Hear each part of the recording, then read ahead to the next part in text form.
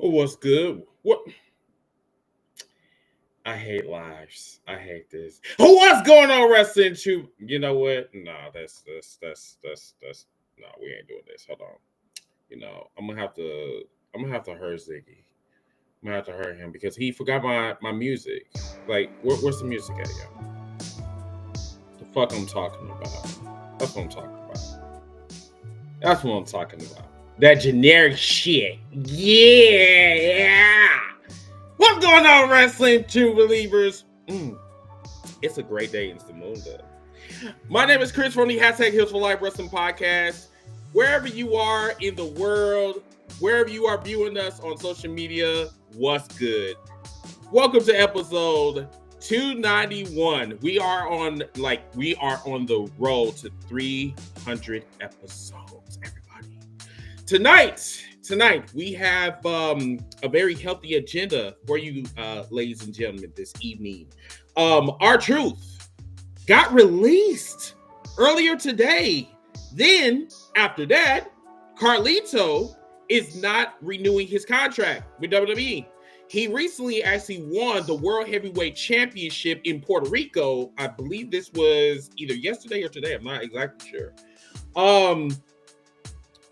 What the fuck is going on with WWE right now? Can you tell me? I mean, like, all of this fuckery, buffoonery, everything that's been going on for the past 3 months. What is going on with this company? Oh my God. But anyway, we got guests today. We got Willis. What is it? Wildman Willis. Yes, he's one of our contributors to our podcast. And also we have 13 Thoughts from TikTok. And pretty soon, hopefully, we'll have Mid-South. That's also one of our co-hosts. He'll be on here as well. Enforcer, Ziggy, we're all here. So without further ado, let's bring on the panel and get this shit started. Yes, Shammy. And remember to follow us on all social media platforms. Also, follow us here on YouTube. If you are viewing us on YouTube, or if you're thinking about subscribing to the tube, please do so. Please watch some of our videos. As a matter of fact, for the Wrestling Basin Carrying that I do on Tuesdays, episode 60 will be available tomorrow at 7 o'clock Central, 8 o'clock Eastern. So for the ones that want to know about the tea and the how motherfuckers do not want to be held accountable for their actions, yes. If you want to watch that particular episode where it was all the controversy and everybody want to go around and act like coons, yes, watch that episode. And definitely I got the timestamps for you guys too, so you don't have to go and search and think, what is Chris actually talking about? Yeah, I got that shit for y'all. So, let's start the show. Ziggy?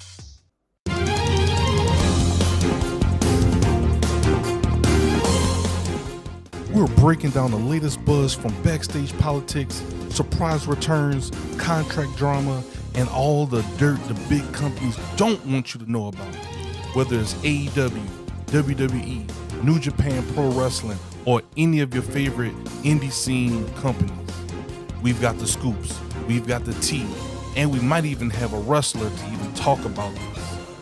With a little bit of fantasy booking to spice things up. Grab your belts, lace up your boots, time to hit the ropes, because it's time for heel news and rumors.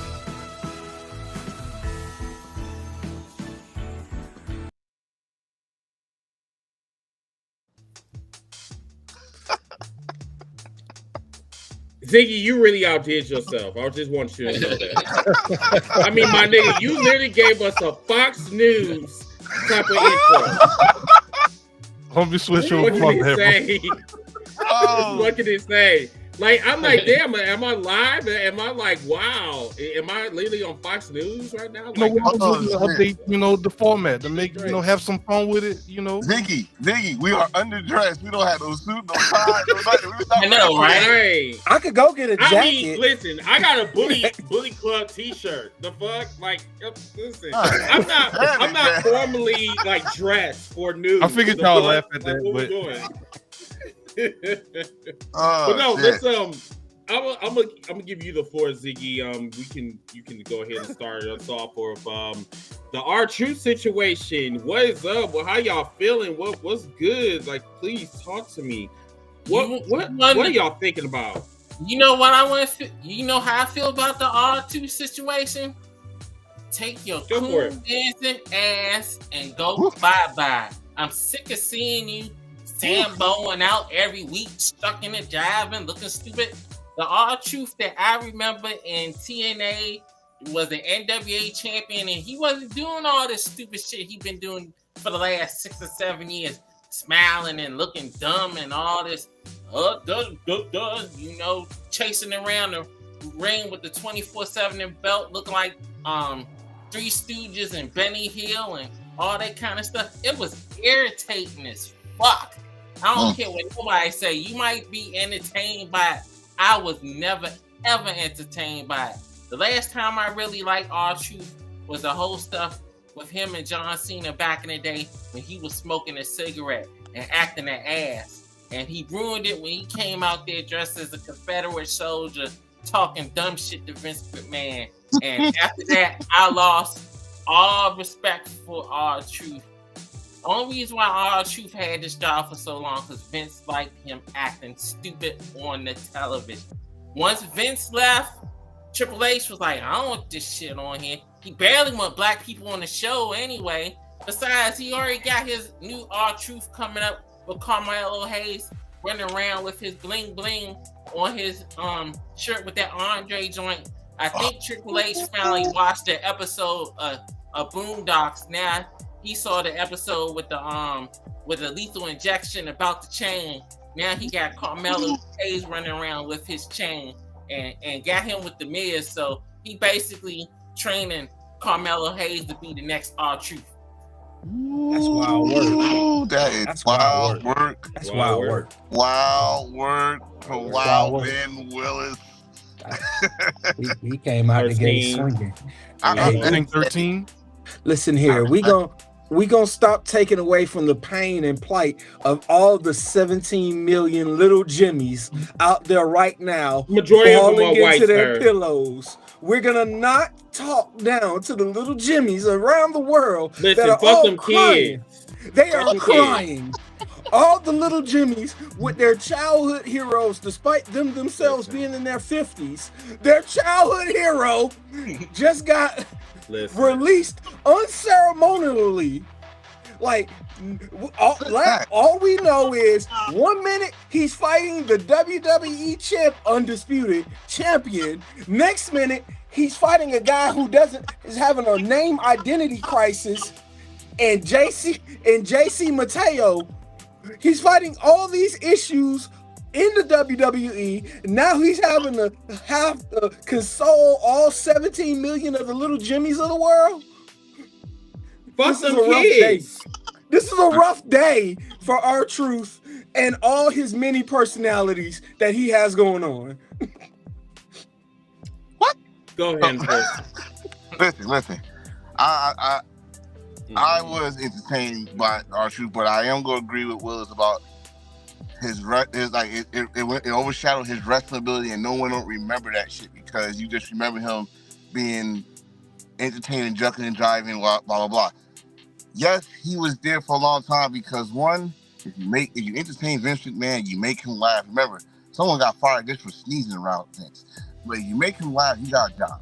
And the thing about R-Truth is, like I said, no one even talk about this. Like, it's a conspiracy to me because it's very things has happened past week where old videos from old shoots, we just talk about how WWE was racist and all this stuff start to come out. Then y'all just signed Mariah May, which goes back to what good brother Lightskin said on TikTok. If you sign these names, someone will be sacrificed. Well, damn it, someone's name R-Truth. So I'm not mad. I'm not happy. But this is WWE. This is a business. If you go get these names, you're gonna cut. There's no more baby oil money. So now you know someone's gonna be getting sacrificed when you bring somebody new in here. unfortunately, it's R-Truth. But to me, like, dude, I'm not sad because, dude, you're 53 years old. You had a long career. You saved your money.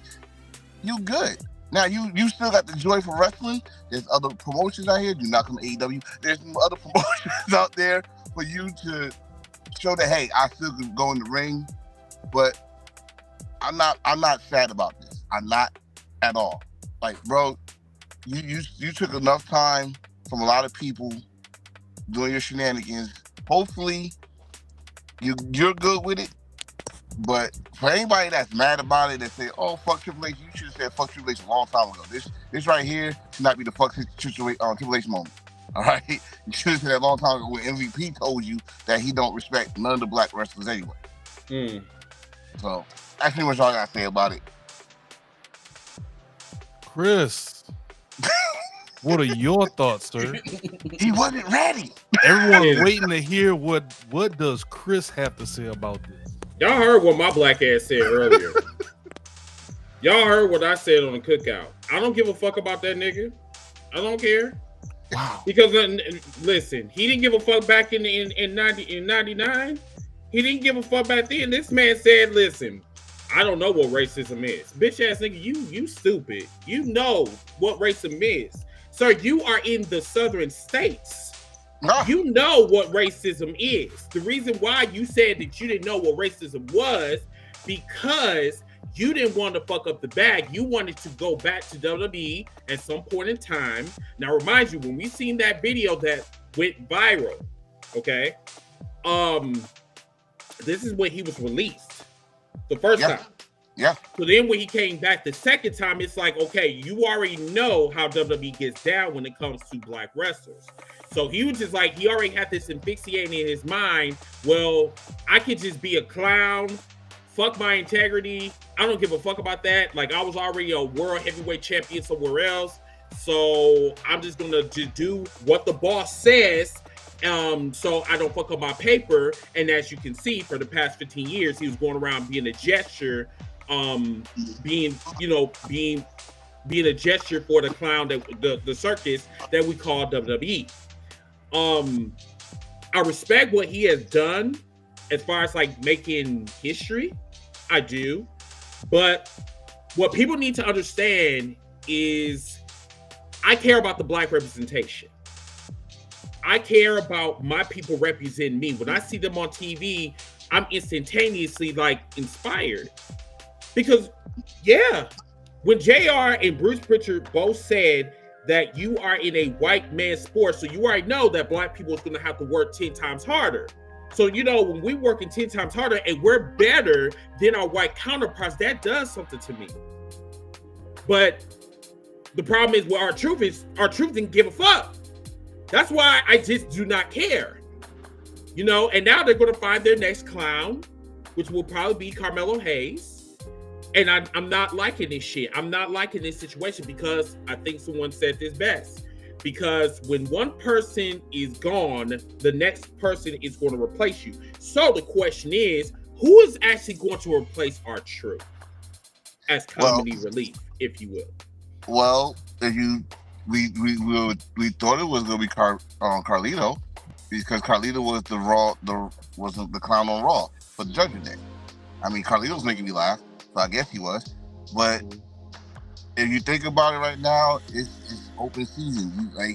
They're putting Carmelo with Miz. They're already planting the seed that's not gonna last long. Then you got the shit is open for anybody to take that spot. Anybody, male or female. Do you give the reins back to Tozawa and Otis? No, because they're next. They're next. When I say sacrifices will be made, you know as well as I know, when they get a chance to someone that was just at AEW, was their champion at AEW, was pretty much getting the views at AEW, they about to get the fucking bag. So when you get the bag, someone's purse is about to be cut, or you about to just be gone. Nobody. Let's keep it 100. Tozawa is holding on by a thin string. Otis, if he don't act silly enough, he's on the chopping blocks. Because remember when he was serious Otis, and mean and looking like the dude from Pee Wee Herman's Big Adventure, he was looking, he was doing some damage. But they said, nah, we don't like this one. We need you to start doing that caterpillar or worm shit he was doing. That brings in the big bucks. Not that he's a strong man, not that he actually was an amateur wrestler. No, we need you to act silly for us. We need you to make us laugh. So if they don't, we don't know who's the next person. Chad Gable. Oh, Chad Gable. Yeah, right. Chad Gable could be your next time, Mr. He does everything. Let's not forget Shorty G. Let's not forget. Now he's on what's that? Glando Americano shit now. American Guando. Yeah, he was this close from the IC belt, and then I don't know what happened. They just said I don't know if someone gave up on him. Very weird. It's very weird. Like everything that they have been doing, like how they've been moving for the past couple of months, it's just been very suspect, and I don't really understand why. But I'm just going to just put this out here so people don't like DM me and start asking me questions and shit. I'm done with WWE. I'm not moving forward other than the Money in the Bank. I'm not going to be talking about WWE shows, Raw, SmackDown. I need to be a nigga that's going to stand on business.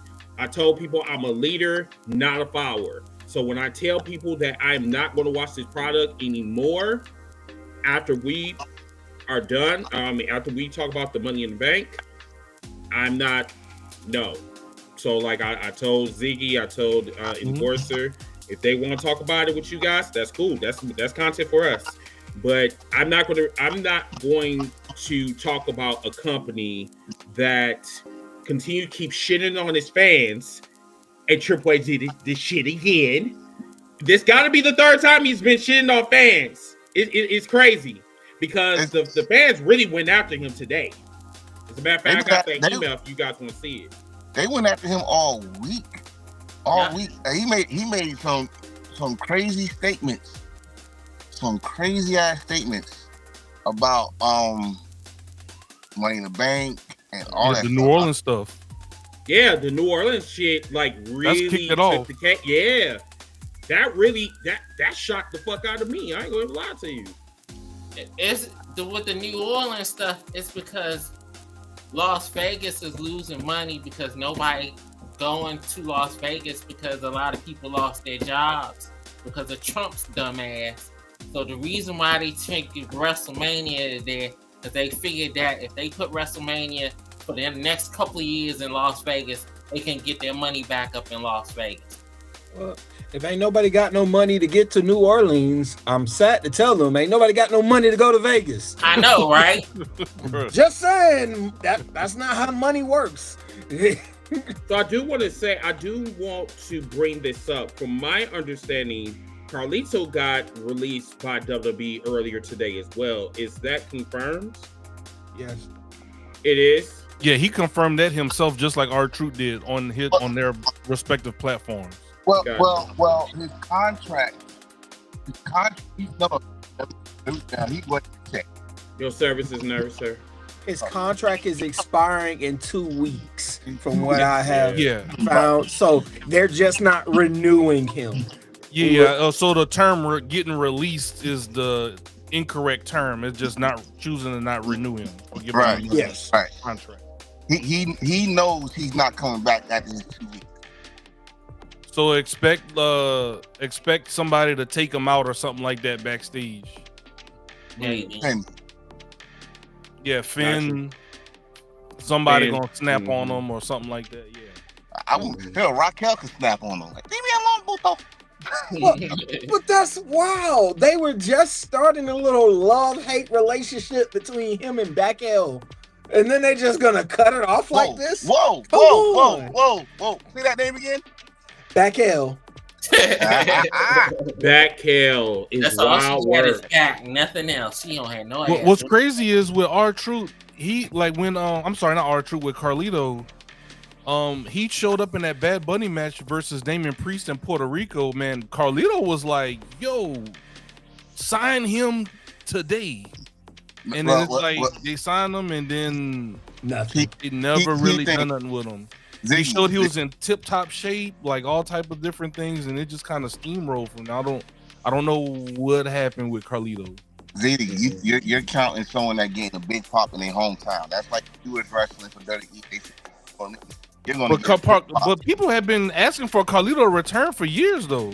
Yeah, but if we go, we got ask for everybody to return for years, but when it finally happened, that shit is not gonna be the same from when we asked for the first time. Look how long it took Bobby Lashley to come back, and we finally did that. It didn't work because like now now okay, we got him. So what you gonna do now? Because you already got stars. When we asked for him to come back, he was at his high point. People, right. I'm really at the. I really believe that people want the nostalgia act. I think that's it. Yeah. I think that people don't really give a fuck about the wrestlers today. I mean, they care about your Cody Rhodes, your Bianca Belairs, even Jay. You can put her on there as well. But it's more so they're stuck on the wrestlers from yesteryear instead of worrying about the wrestlers now. Because as you can see, they are so worried about fucking Goldberg. Who gives a fuck about no damn Goldberg?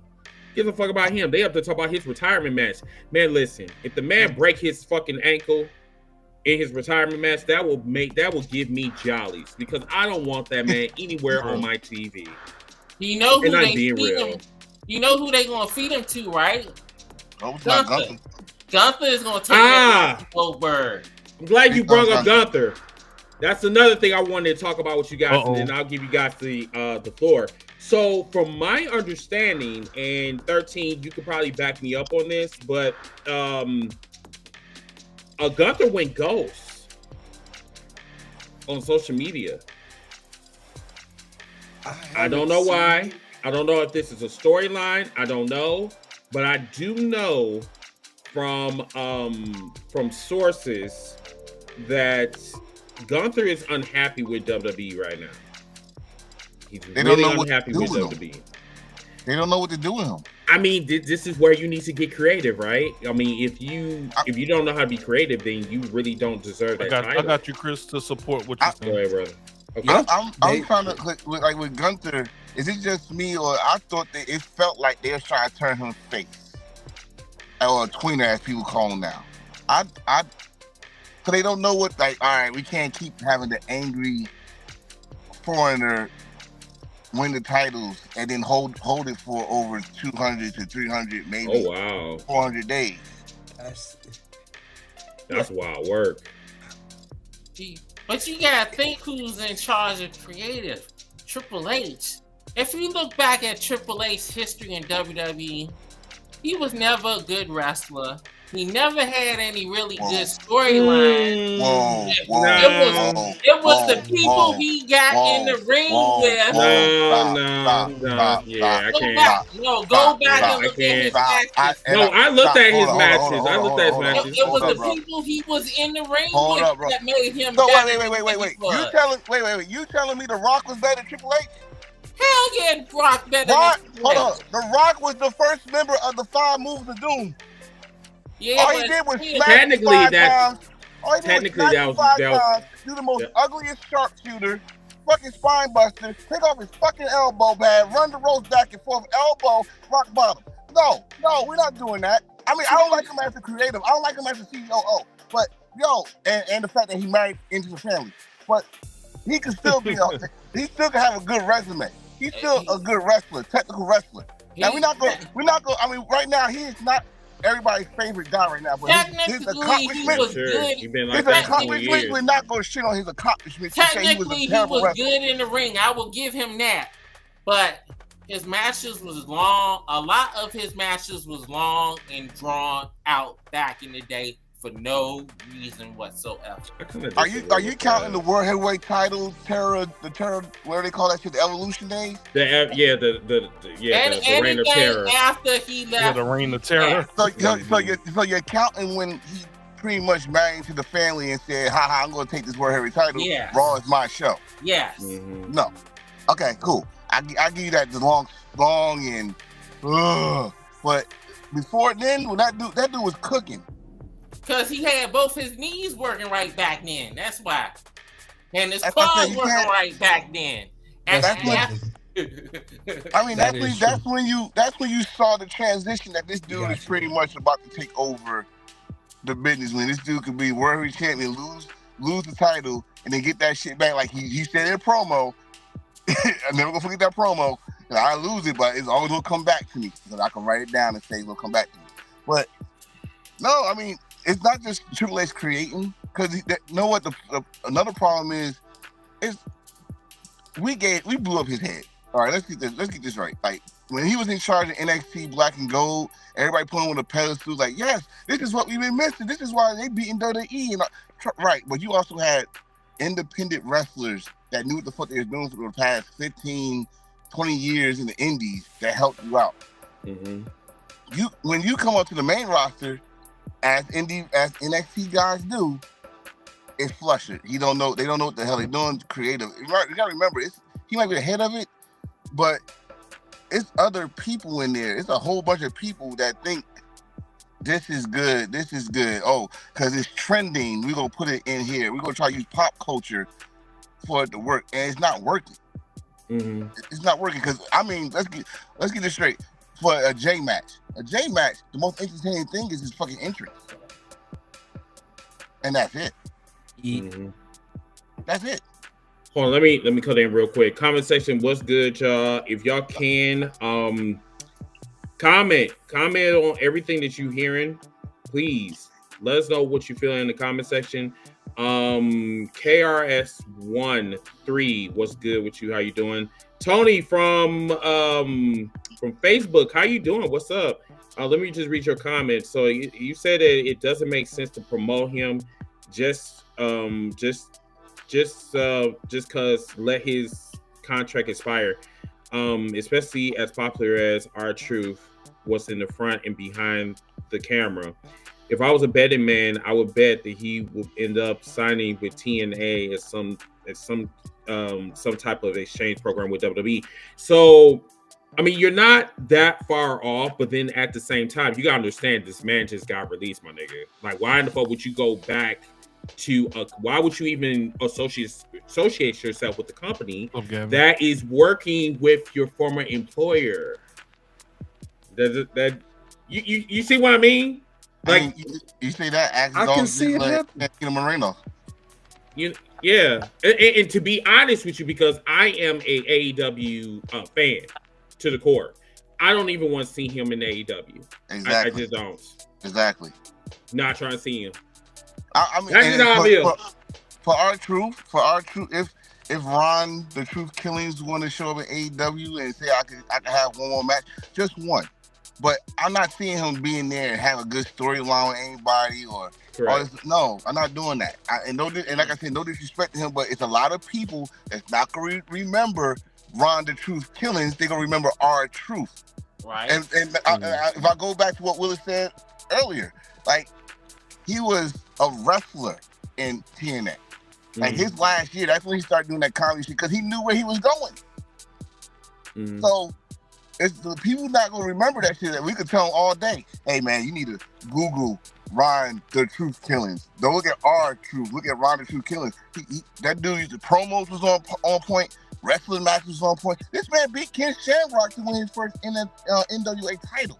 And in the books, in the record books, he is the first and I think the only NWA champion. So I'm giving this some history, put some respect on his name. But at the same time, dude, you kind of did this to yourself because you knew where you was going back to, and you was doing the song and dance for Vince McMahon, and you got stuck there because you made him laugh. Hey, but can we at least take a moment to just laugh at his whole moment with Brock Lesnar, where he made Brock break, the slap of Bobby Lashley, the ladder match. The whole ladder match. I love the buffoonery of some of his stuff, but the one with the whole Royal Rumble, I'm like, yeah, y'all trying too hard at this point. The Judgment Day stuff. The Judgment Day, when he came up, when they all had the belts, and he came out of nowhere. Too bad. Bro, when you say when you say that this is what's the point where I say his WWE career. WWE was entertainment, right? Was he entertaining? Yes. Was he funny? Yes. I said it on here most of the time. That boy's a national treasure. But the reality is, and I see where a lot of people come with, it's like, what is he gonna remember for? That's what he's gonna remember for. He's not gonna remember for his wrestling. The fuckery, yeah. Right. He's gonna be ready for he's gonna be remembered for the jive, the dance, and having all. Yeah, here I am, sir. Here I am. But I'm trying to put some respect in the name because I watched him longer than that. I watched when he was K-Quick to R-Truth. But a lot of people here is going to just remember R-Truth. So you're going to remember R-Truth. Well, did he entertain you? If you say yes, but then he did his fucking job. I seen R-Truth when he became K-Quick before he even came on regular TV. I seen him in one of his first Dogg matches in WWE. So let's read this comment from Gavin. He said that WWE has lost a true soul, was a yes man for the company, even though WWE giving us a bad product with R-Truth. He made us laugh when we needed more than Netflix comedy product plugs. I mean, once again, you are entitled to your opinion, sir. Wait, put his next comment up. Put his next comment up, because I was trying to read that one. Okay. There you go. Okay. And so he said to say that they don't want to be known as a wrestling company. Now it seems that entertainment has gone too. That I do agree with. I really feel that the fun part of WWE, I think that has really went out the window. Like when I hate to make comparisons. I don't want to. I'm not the type of person that make comparisons. But when Double or Nothing literally was better than WrestleMania 1 and 2, night 1 and 2, that is a problem for me. Okay? But WWE really needs to find itself again. I think they are completely lost in the TKO sauce. As I feel. They're going to be like that for a while as long as they're making all the money in the world. Once you start making all the money in the world, you don't care what kind of product you put on because the main fan base is basically kids and families. They'll watch whatever the fuck you show them on the TV. Mom and dad be like, you want to go see wrestling? Yeah. Or the little kids be bugging. I want to see wrestling. They come to town. We had no choice to spend $500, $600 because the kids want to see the tickets. Wait. What kids gonna tell me that I gotta spend $500 to see a fucking ticket? There's some spoiled kids out here. Okay, because I'm about to say my kids, shit, hell, we gotta pay rent. I'm gonna go. You can watch wrestling front row in the living room right there. Get your own freaking food and everything. You good? But when you watch the show, when you watch WWE, what do you see mainly in the crowd? It's not really a lot of adults. It's more families than anything else in them crowds. Well, according to some comedian dude that was on their show, said that if you're past 11 years old, you call yourself a wrestling fan, you are retarded. So, wait, say what? Yeah, it's something that is what somebody said. Yeah, you saw it too, 13, right? Yeah. He was on the show this past Monday with that dude that took off his shirt, and he comes out on his podcast and says, "You're over 11 years old. You saying you're a wrestling fan? You are retarded."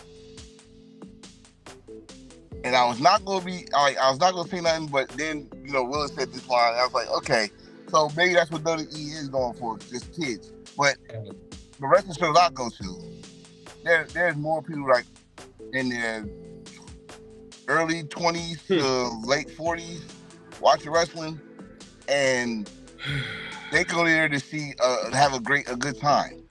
Yeah, because you was at the AEW show the week before last. I'm gonna say something that I think everybody's trying to avoid. If y'all really want to know who's gonna be the next R-Truth, look who just did a spinner Rooney in the ring a couple Tuesdays ago. Trick Williams. How dare you? But you might be right. If you want to know who the next R-Truth is gonna be, you got him already.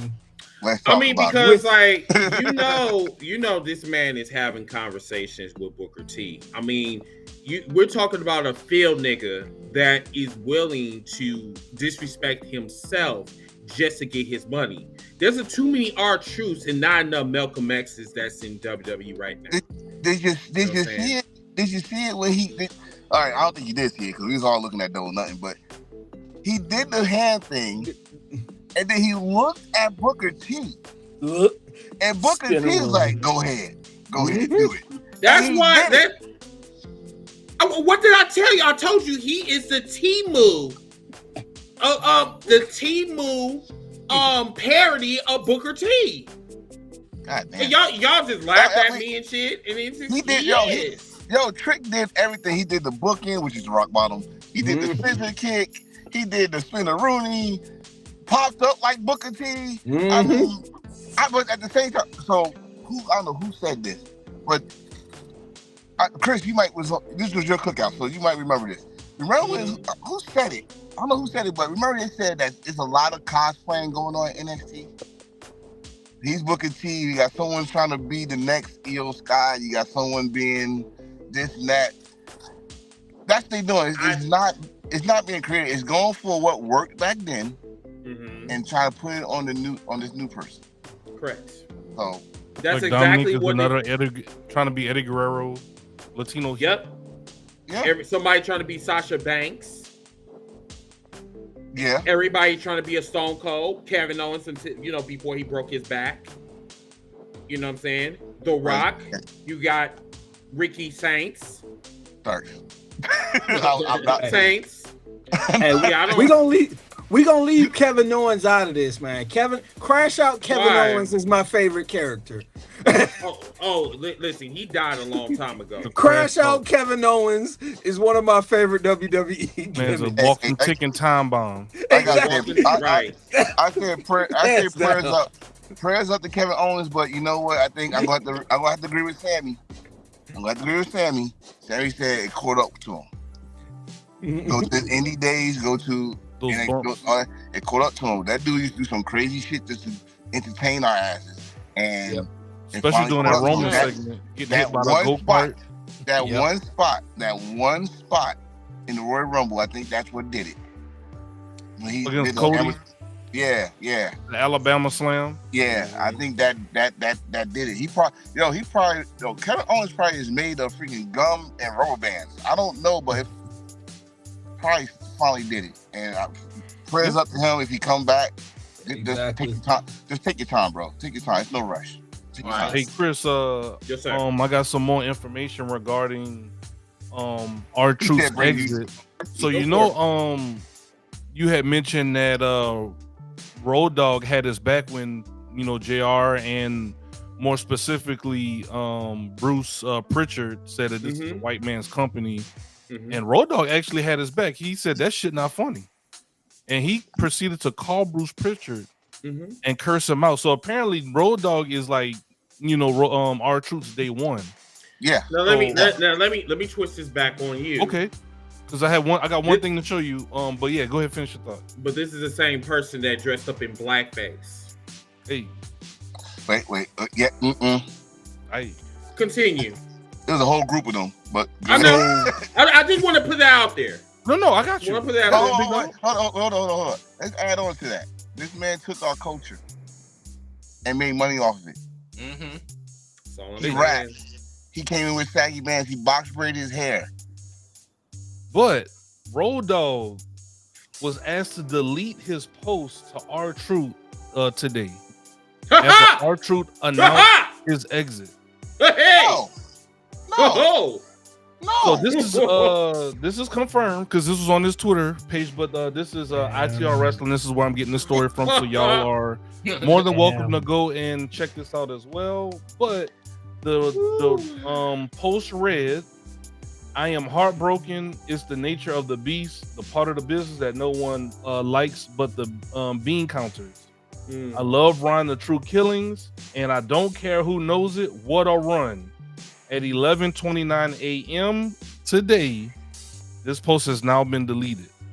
He's a sucker. Listen, let me tell you He's something. a sucker. So what are your guys' thoughts on this? He's a I'm sucker. gonna say this. That's what I'm saying. You say this, I'm gonna land my plane. Let me boost this up right here so y'all can see it. There you go. Y'all motherfuckers do not stand on business. Nope. And I keep saying this to all y'all wrestlers, to all of y'all podcasters, to all of y'all moist potato ass fans. Y'all do not stand on business, and this is the reason why my foot is always in either your ass or your neck. You pick one of the two. If you really did care about your friend like that, why the fuck did you have to take that shit down? If you really cared about his blackness like you claim you do, then why did you take that shit down? What did he say that y'all had that was disrespectful that he said? He didn't say nothing about fuck this company that fire my best friend. He said he loved the dude, and he said he had a good run. He did have a good run. He didn't say he loved. He didn't say he loved R-Truth. He said he loved Ron the Truth Killings. Yeah. It was because You're so many smart wrestling fans. You knew the fuck you talking about. Exactly. you know why You know why they took it down? Because he said bean counters in the company. That's why they took that shit down. Oh, cry me a river. And they got their feelings hurt, and they talked to Road Dogg. You better take that shit down. TKO Fire him. that shit. Correct, because Fire as him. they say, Willis, he is a WWE executive. Like it is. Yeah. Yes. What the fuck does that mean?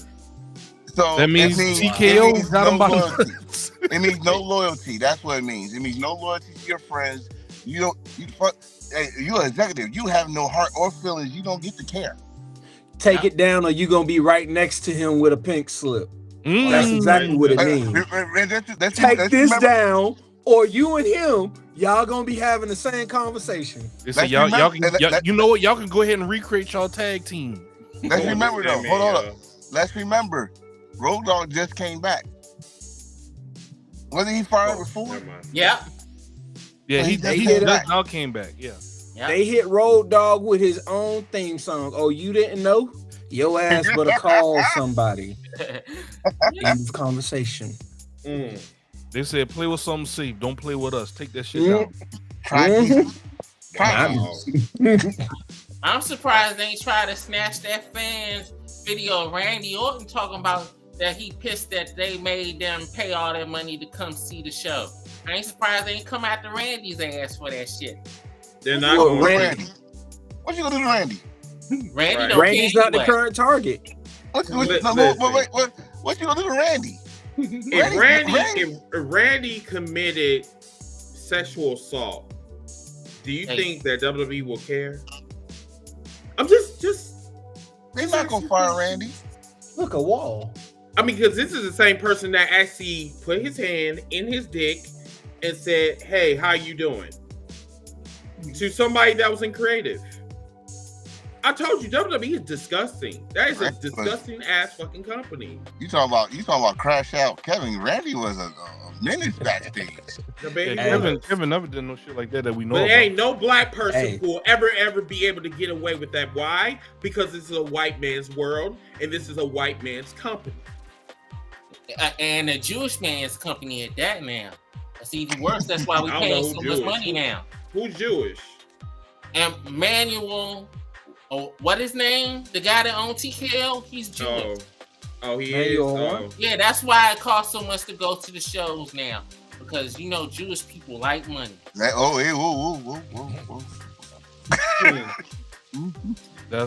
Willis's thoughts and opinions. All right, so I'm gonna go ahead and add. This might be another person that might be following behind him because he's been very open on Twitter. Since this is heel news and rumors, we're gonna go ahead and just keep bringing up some things that we're seeing on social media. And look no further than Kevin Killer Cross. Damn it! Just said better not be Cross. He says, hey everybody, I have a ton of great stories, memories to share about Carlito and Truth. But I think it's more important to say this. This is a message to the fans. Do not treat them like they're completely gone. If you haven't yet, follow them on all social media platforms and keep up with them. Ron Killings is writing and producing music, and Carlito is just returned to Puerto Rico in a big way. Both will continue to perform, and I bet both will be back on TV in no time. Continue to support them and stay loud for them. So this is one person I think is starting to, stand on business. What y'all think? I think she's gonna be gone tomorrow. Hey, I do want to say this. Shout out to my boy Jasmine Dukes. I met him at a AEW get together when we both met JD from NY. Okay. He is a very cool person. Hopefully you are doing well in your movie career. He's actually, I think he's a director or like a producer. He's somewhere in that field. But shout out to you. Thank you so much for coming on, man. I miss you. Thank you so much for showing your head. And shout out to Beast Mode God too. I want to give. We're gonna go ahead and give Dad some heel horns. You know what I'm saying? Yeah, no, definitely. Ain't sound familiar. Jasmine Dukes. Yes. Yeah. But go ahead. What do y'all think about Killer Cross? It's gonna be gone tomorrow. I'm telling you. He said, look, I don't care. Support them on what they about to do. They, he's not taking his post down or nothing like that. He said, hey, look, they got business going on outside of WWE, and this how you can support them. Bro, it's gonna be going by tomorrow. But the thing I say with him was make it different from Road Dogg. They not even gonna try it. They're not gonna try to fire him. He's too hot right now. He's too valuable right now. Him and R-Truth are top 3. I know, right but I'm saying with Karrion Kross from what he did after WrestleMania, even when they put him on TV or that backstage shit for 5 minutes, the crowd go crazy. If they let him go, that would be the worst mistake they do. They're not gonna do nothing to him. It was a worse mistake by letting go R-Truth. So the thing is, I get what you're saying, but then at the end of the day, you don't have job security in some of these jobs, and you damn sure don't have job security in WWE. You could be up there going around here and being naked and making all the women wet. But if WWE does not want you, they will get rid of you. But the one thing that will save him, I think, well, not save him, but WWE loves, especially TKO, loves money. Okay, so why would you get rid of somebody that's actually making merch sales? R-Truth was number 1. Right up there. Really? With that shirt he just came out with, that troll John Cena shirt? Oh, yep. This past weekend. But before then, it was Karrion Kross. But before then, it was Karrion Kross. Yep. Here's one thing that's going on in WWE that's not a lot of people talking about. They're trying to cut back on having more shows. Not pay-per-views and stuff like that, but just regular. Well, they ain't not really doing no house shows for real now. It's down to like 200 shows, but they trying to cut it down to about maybe 160 to 170 shows a year now. So it really, really, really will be hardly no house shows. And the less house shows they're going to have will mean they're going to have less people on the roster. Well, did you think AJ's still around, bro? Well, put it in perspective. This is what all the wrestlers from the past, probably now, beg WWE to do because they only get to go home 1 or 2 days. They be on the road 300 days. So now they cut the house shows, which for them is good, but as a fan, it's terrible because we rarely go see them. If we just talk about WWE here, ever, like I live in Virginia, and I have not seen a WWE show in like 3 years down here. Now, the last time they was down here, that's when Sasha and Naomi left. Now let's read this real quick, okay? And if we can dissect it as a group. Comment section. So this is as of mid-May, Chris. Mid-May.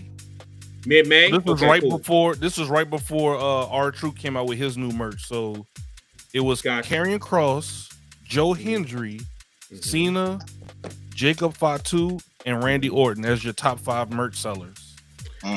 Going into mid-May. So comment section, I want to see some comments from you guys. Tell us what you think about this. Do you think that because you're a merch seller, like you probably in the top 3, do you think that you're going to be a top star? No. But it goes to what the people, if they say they listen to the audience like they say they do, this is kind of an indicator on who the people want to support. So you would think, a logical person would think, oh, if Karen Cross is selling our merch, let's put them on TV more. But that's not happening, and I think that's where the conflict comes in. So when you say that, are you talking about the guys and the girls that get the merch online, or are we talking about the guys and girls that get the merch at the shows? They say on WWE shop. At the shows, that shit costs more than it costs online. You're right. So if you make a lot of money at the shows, you might be more valuable than just being online. Because online, you gotta remember, they say a t-shirt costs $35. The manufacturer probably take 20 to 30% of that. You're not getting shit. Mm-hmm. Yeah, but if he worldwide, if he's number 1 and he's outselling even Randy Orton and Cena, that's something they should take notice of, especially by him not being on TV like that. Now, I'm not wearing no colorful ass John Cena shirt. Now, Chris. I'm just gonna call you Chris. You said that that's interesting on the merch sales, but money talks. Okay, cool. So money is talking. Bullshit walks. So why the fuck are you not pushing me on TV? Yeah. If I'm up here making money for you with WWE Love so much, why are you not pushing me? Why I'm not on TV? Something is wrong with that. And is that Thunder? Another thing. Valid question, Chris. Another thing.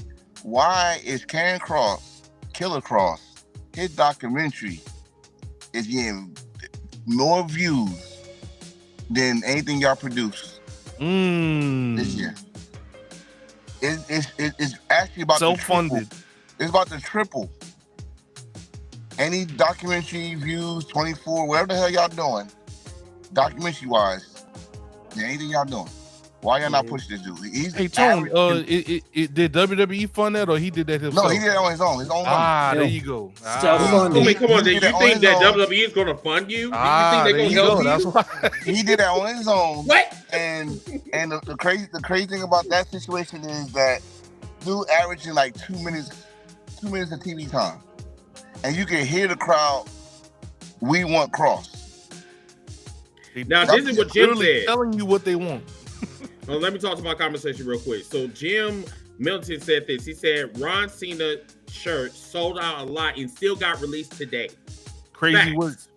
Free Ron Cena. And then KRS1 said it's a messed up game. He also said that's Facts Chris. And then Mr. Joe, he said that selling merch is one thing, but it's about how you perform in the ring and can you put asses in seats. Not for WWE though. No, sir. That don't work for WWE. That don't work for WWE. No, that does not. It looks like you put ass in the seats, you make me money. Mm-hmm. Either way, make me money.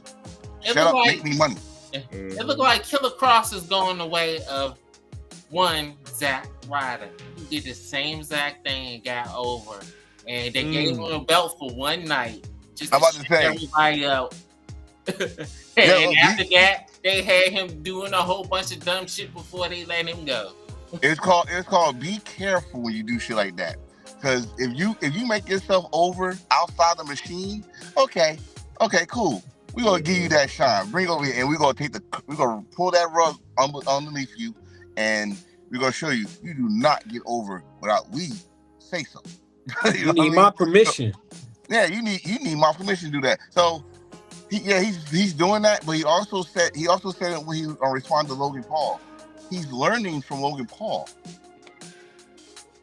how to, get communication with the fans and all this stuff. Because Logan Paul does social media. That's wild work. I'm sorry, but this man looked like a fucking clown. R.I.P. to Ron Cena.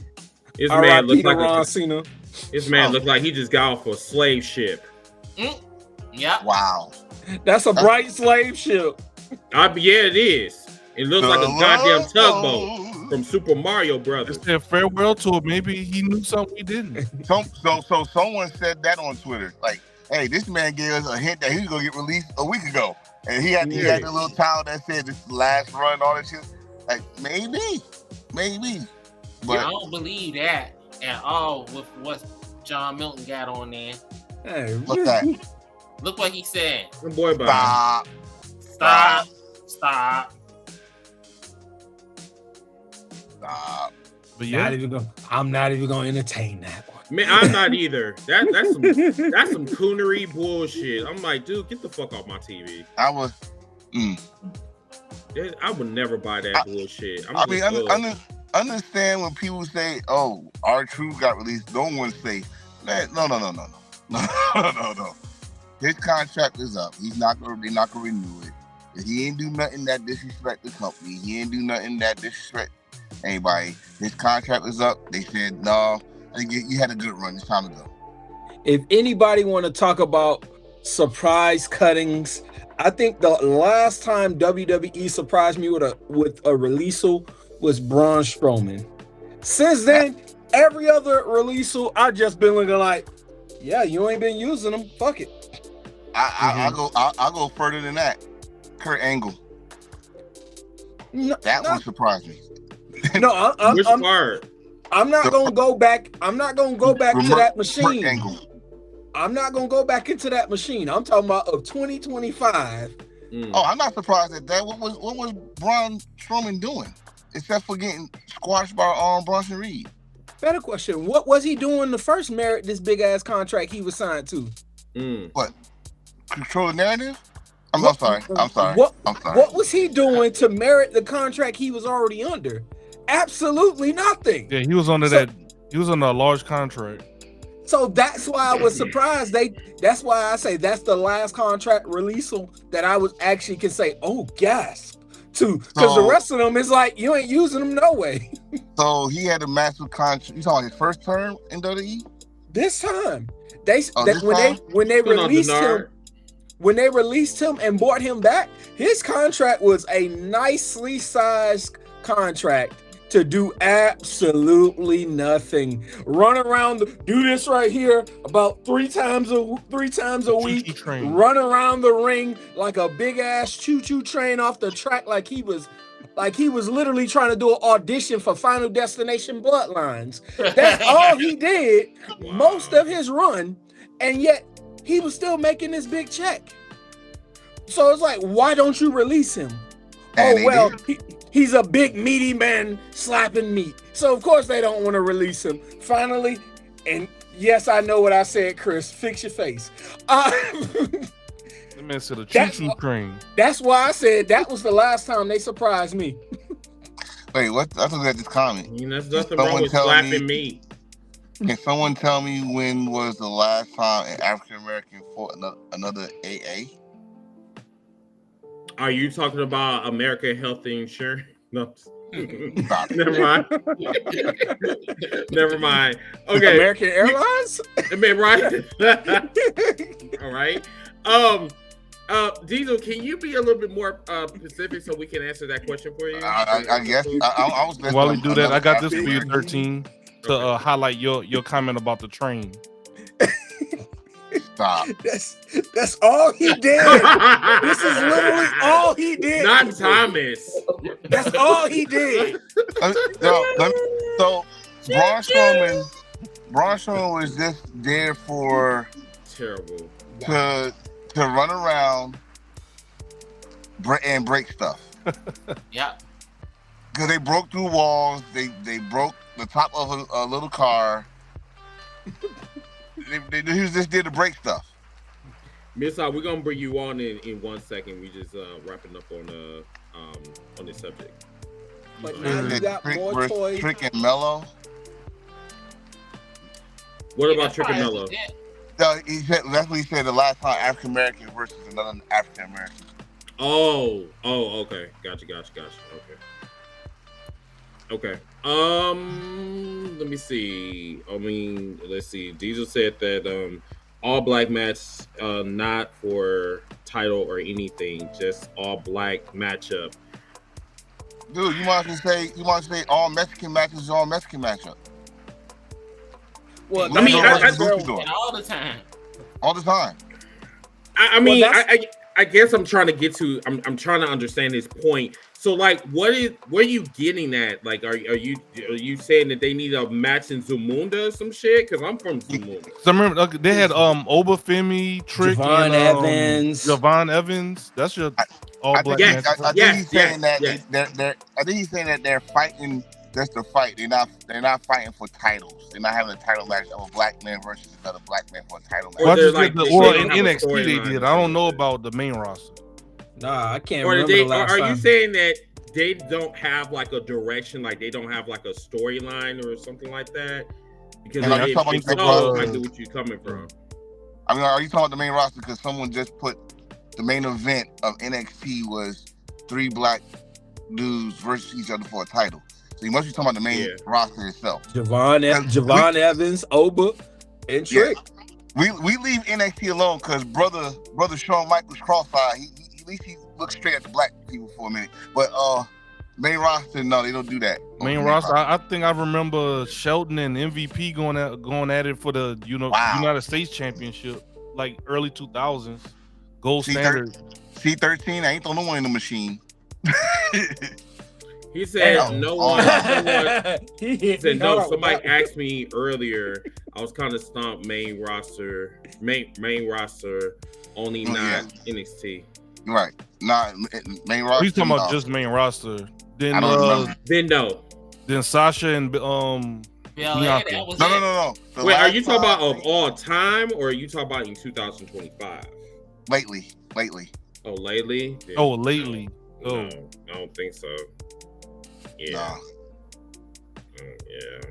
Because I'm trying to think. Yeah, not that I'm even going on the women's side, everything. I mean, because there's no niggas on the main roster anyway.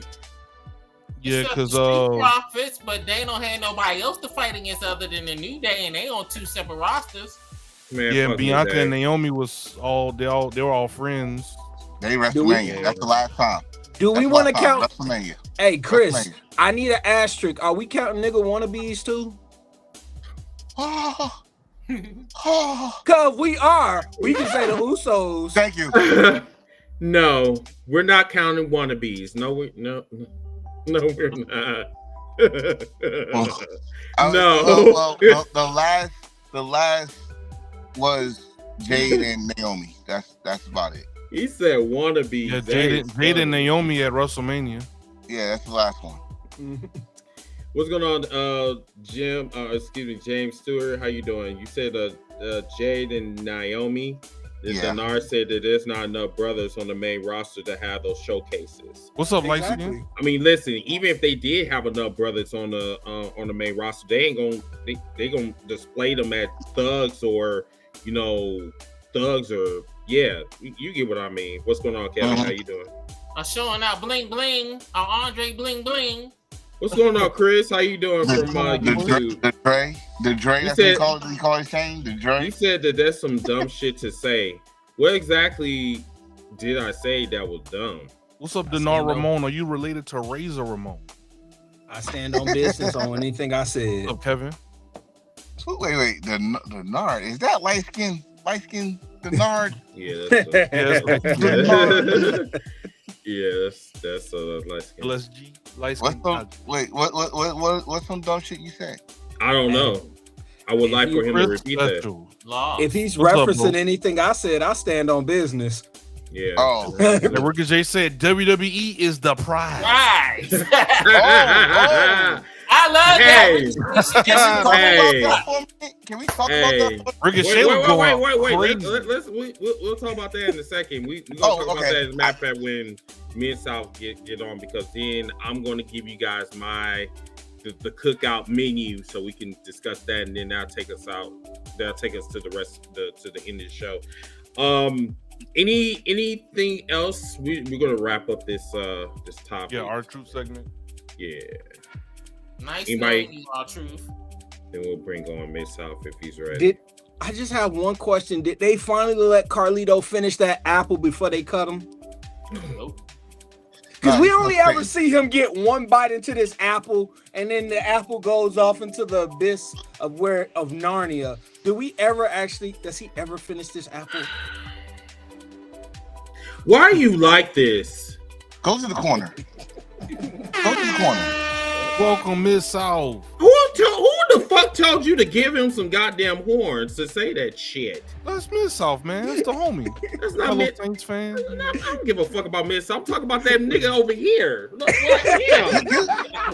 Yo, 13. Him. Hey, 13 was dropping some gems today. You know what I'm Fuck, he was not. We give him some horn. We give my dog some horn. Listen. I get that you are a 2-year-old that is just playing with buttons or whatever, but can you stop, please? I'll even give him some Sonic rings. You're an idiot. Oh my god. Okay. Anyway, I guess we can go to commercial before we go to the cookout topics, and then we can discuss that. So take us to commercial, bro. All right, we'll do. We're going to take a quick pause right here for a second just to make sure that you all hit that like button, you hit that subscribe button, and also give you a chance to take a look at all the platforms that the cast members are on and make sure you are following them as well. That way you're notified whenever we go live.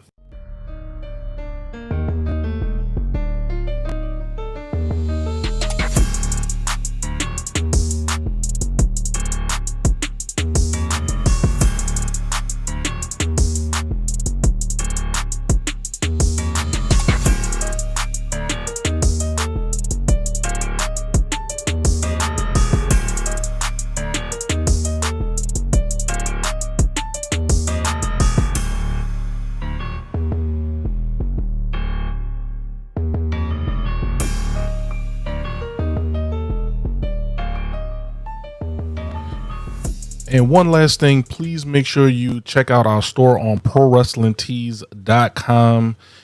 Heels for Life. We have many different logos and styles of shirts on there that you can, also support us with. We definitely appreciate it. We have the logo shirt. We have the H4L shirt. We have the Wrestling Debates and Catering, Heel Nation, Ziggy O's, Ziggy and 8-Bit shirt. Many other different designs on there as well. Definitely appreciate every single one of y'all for your support, and we'll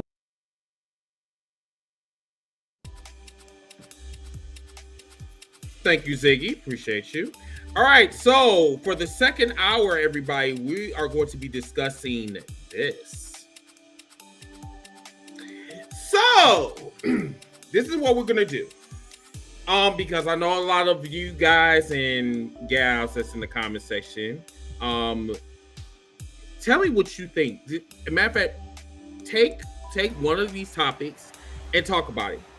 And if you want us to respond to you, we will definitely do that for you. We'll just put your comment up in a we'll display your comment. But as far as the panelists, pick one topic that you want to discuss, tackle it, and then we'll go on to the next person. Is that cool? Yeah. Cool. Okay.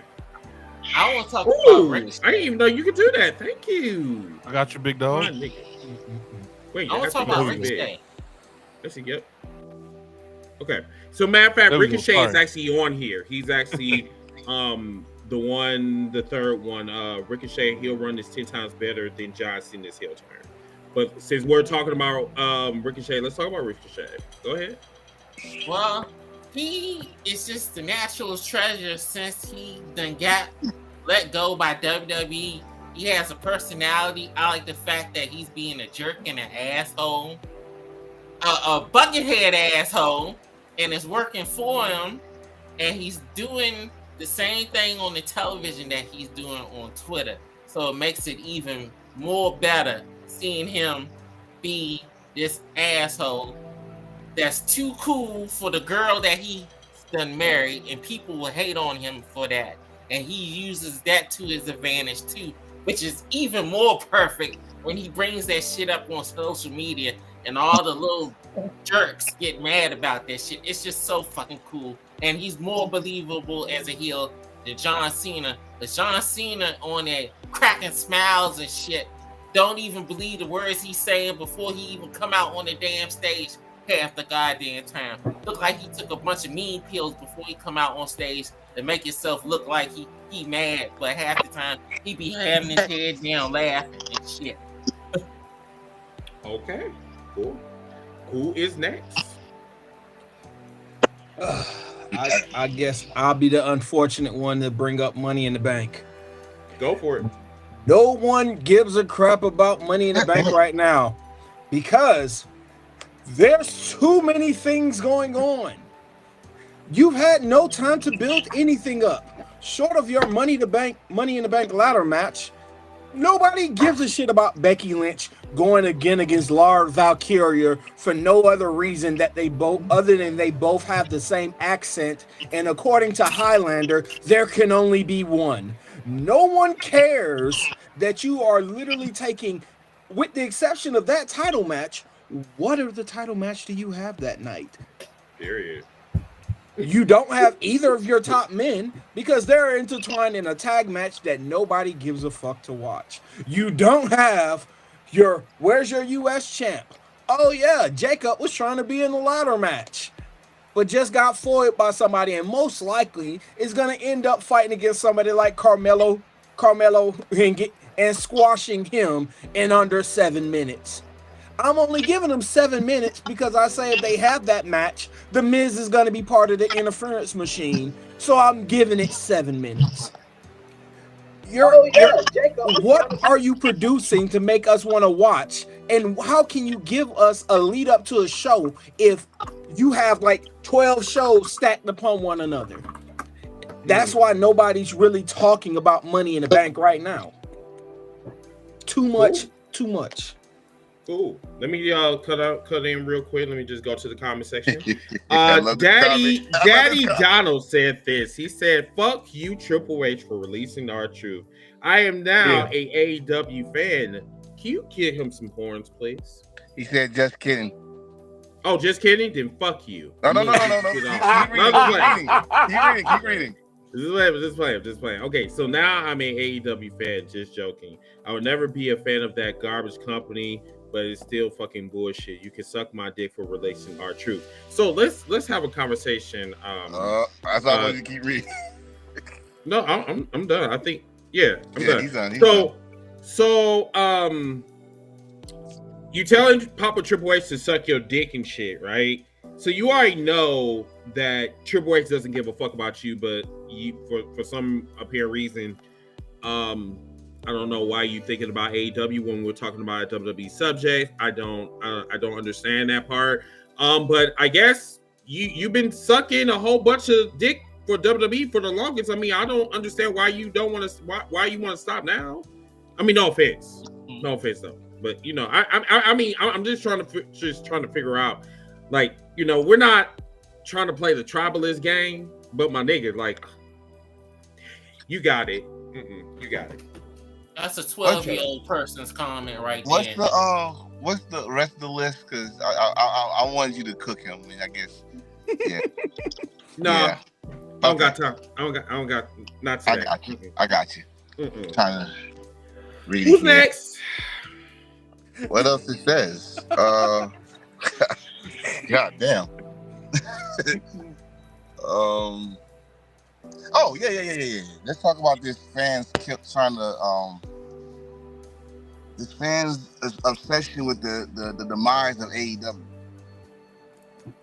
For years, y'all asked for something different. Right? For years, y'all asked for it, and some of y'all gave up watching wrestling completely. Then WWE gave y'all NXT. Said it's some type of life there. But it's still WWE, still the umbrella. We still know what's going to happen when they move up. We need some change. We're sick of seeing John Cena versus Randy Orton. We're sick of seeing trying to grab Roman Reigns and say he's the new Cena and all that stuff. And then a company had the guts, not even a company, 4 or 5 dudes had the guts to do a big indie show in Chicago called All In. One of the fans that was there was a little rich brat that said, I could have a big ass GM mode for myself. Let me talk to these guys. They talked and made a fucking company that none of them had experience in doing, but they did because y'all said y'all need to change. They gave you that change. As soon as they gave you that change, as soon as they said it's called AEW and our first show is called Double Nothing, y'all already shit on it. Don't know who's gonna be in it, y'all already shit on it. And for fucking 6 years, it's been the same shit. There's not, I can't even think of a good word. It's the same shit, different day. Same shit, different toilet. And then, but y'all don't want to admit it, as much as y'all shit on it, y'all watching. As much as y'all shit on it, y'all watching. Y'all pay attention. Y'all know every fucking body that's working over there. Y'all know the freaking people that's writing that work next to Tony Khan. Y'all know everything, but y'all still want it to go. It don't make sense. Because 20 years ago, we only had one fucking company here. We had two, but y'all didn't give a fuck about that company. But now we got over 60 fucking wrestling companies where it's spread and it's booming right now. But y'all worry about one company that's opposed that can go dollar for dollar, cent to cent, pay-per-view for pay-per-view. Because WWE counter program, y'all see what happened there. They're not going to stop. And y'all still want this company to demise. How about this? What if TKO said, you know what? This wrestling business ain't for me. It's done. Where y'all gonna run to? Be careful what you wish for. Choose your words wisely. Choose them softly. TNA. Because you're gonna have to swallow them. Giggity. I'm done. Period. Before we go to Mid-South, just want to make a just want to shout out to our new subscribers. We had a big jump. 13 new subscribers joined our panel.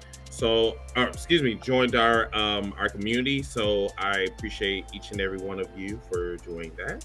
So we went from 722 to 733. So I appreciate y'all. Thank you so much for that. All right. Yes. Hey, Chris. Yes. I see I gotta go. But I'm gonna watch the rest of the show. If I come back, I'll come back. But okay. Y'all do your thing, and I'll still be watching. All right, sir. Have a good night. Safe out there. All right, Miss Sal, go ahead. All right, I didn't get to do a mic check, so I'm hoping I'm coming across okay. Why is Will Ospreay public enemy number one in WWE fans' eyes?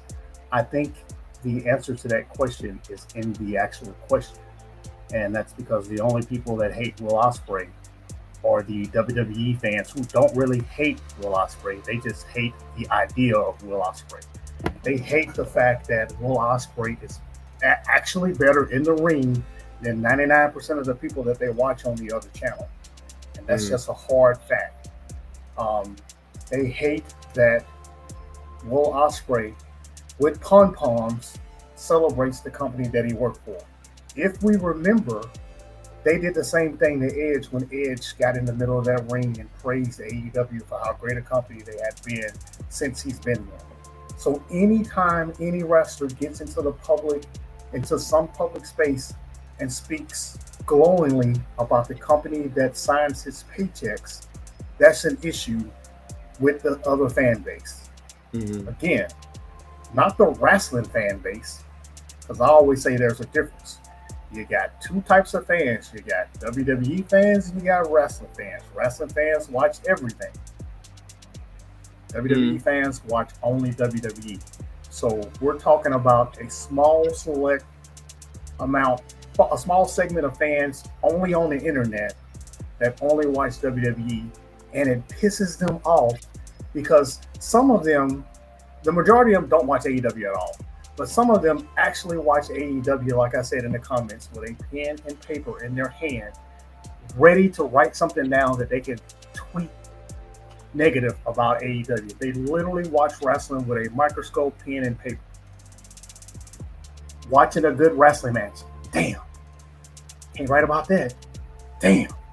Can't write about that. They get to that one little small, minute segment.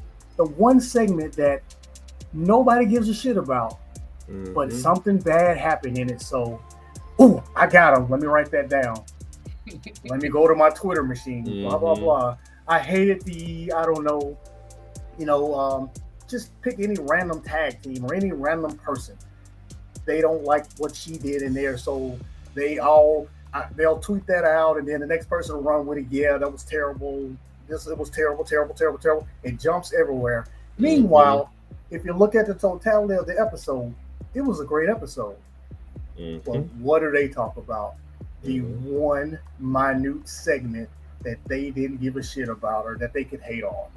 That's the reason why they did that to Will Ospreay, and it will continue to happen. All you got to do is look at Twitter immediately after the show. Every week you're going to see people that's praising the good stuff, or a couple of the good things, but the majority of the shit you'll see is people finding that one little tiny thing that they can hate on, which lately has been, oh, I used to watch AEW, but I don't like the Death Riders. And they say the same thing every damn week. I mean, even as an AEW fan, I can't stand the Death Riders though. But with the addition of what's his name, Gabe, is that his name? Gabe Kidd. Yeah, Gabe Kidd. I actually like that. I actually like that. It gives them some more muscle. I like it. Yeah, if we're talking about the Death Riders, I have no issue with the Death Rider story because I know it has to go this way. It's all coming to an end at All In. And it may not, the Death Rider story may not come to an end, but the title being inside that briefcase is definitely coming to an end because Hangman is winning that shit. The only problem I take with anybody who likes to bring up the Death Rider, I stopped watching it because of the Death Rider story. Okay, tell me 3 spots from them that you didn't enjoy. Well, it's just the whole gimmick. It's just the whole thing. Bro, I made a meme. Tell me specifically 3 things you did not enjoy what they've done.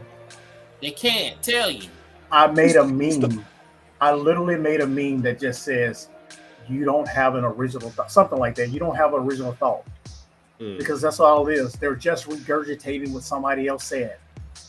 That's all it is. If I tell you I don't like the Death Riders, I can tell you 3 different spots that I hated. I hate the fact that title is inside the suitcase. Not to say that I don't understand the gimmick behind it.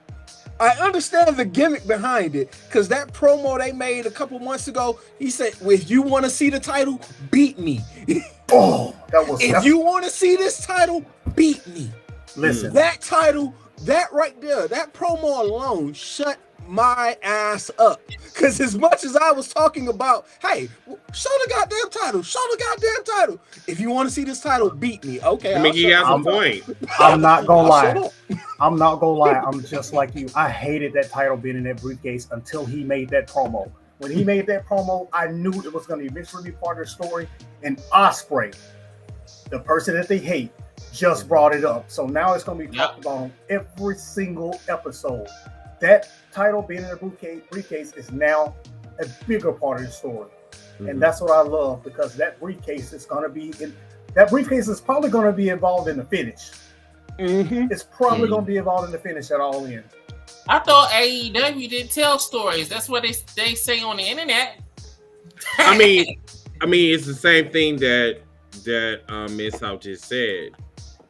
They have their pen and paper right here, as you can see, and they find every little thing to talk about because, just like Triple H, they're insecure. They're insecure about their product because they know deep down inside their product is trash. I mean, I hate to say it, because if you didn't think that it was trash, then you wouldn't be so butthurt over what AEW is doing over here.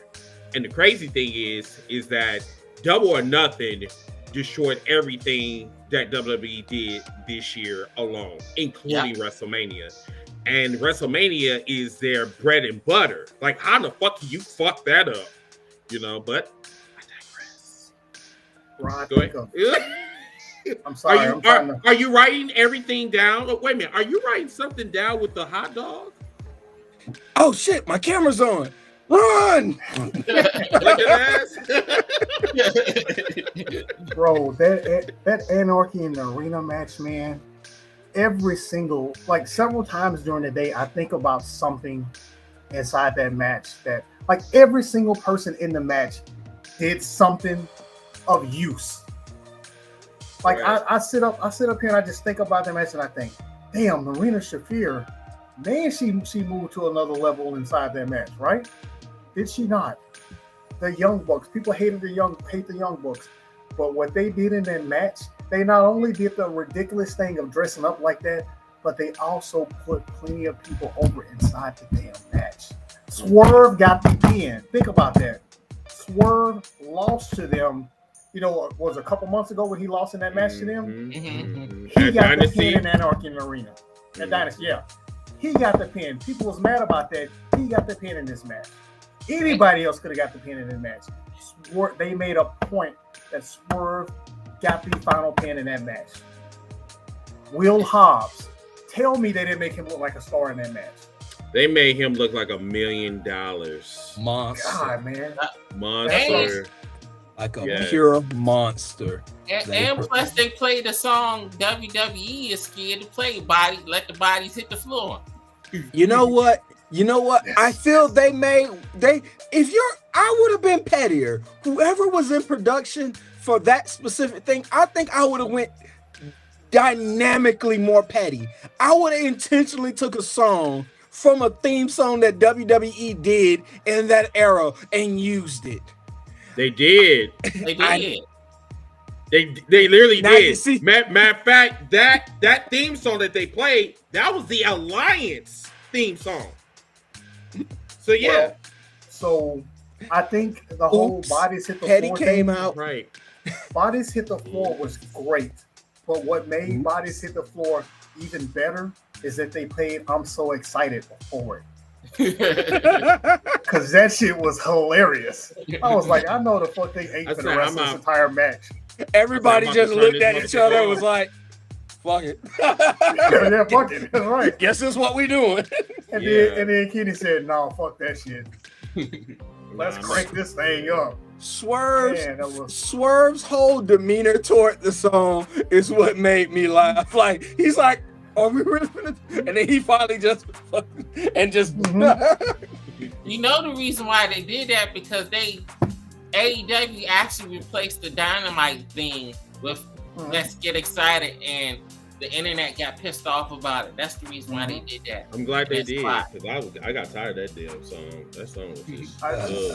I don't know. All I say is, as far as storytelling, that was 1,000 stories they told in that match, but that match was damn near perfect. I cannot think of something that went wrong in the match. That's the crazy thing about it. Every single second of that match was enjoyable. It did not get stale, and that was like the third or fourth time they done it. Even the reemergence. And they got a chance to redeem the exploding ring match with the spot at the end with Kenny. With that spot? Oh, that spot was insane. That spot was insane. Like, I didn't even expect that shit. I popped for that. That was crazy. Swerve busting out his new shoes in the match with spikes on them. Man. Crazy work. And Forza, I see that you came back. Right now we're going. You said what? I told you I work with children. You work with children? This late at night? Is there something wrong with that? All I need is a muffin. I swear I know what CM Punk was talking about now. But anyway. Okay. Well, we're going through this these topics or whatever. Pick one and talk about it. Oh God. I already talked about the fans at AEW. Ricochet. Okay. My take on Ricochet, he'll turn actually not heel turn, but him being himself and doing one hell of a job. Probably surprised the hell out of me. Is way better than what John Cena is doing right now. Way better. If anybody's saying John Cena is the top heel of the wrestling world, gotta be living on the rock. Between Ricochet is doing great. Ricochet not only doing great, he actually is winning matches I never thought I'd see him in. Okay, let me correct AEW. Y'all did an ambulance match, not a stretcher match, but it was a good match. Thank you. It was a good match. And it was a fucking stretcher. Shut the fuck up. I will not let that go. It was an ambulance match. Get over it. You know what? You fucking get over it. It was a stretcher going into the ambulance. Okay? No. That's the WWE. Yeah. But that's the WWE definition that you're using there.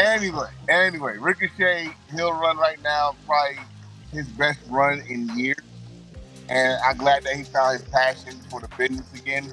And the fact that he's keeping kayfabe by going after people on Twitter, that's his. So, my opinion, keep it going, Trevor. You got a fan here. Okay, cool.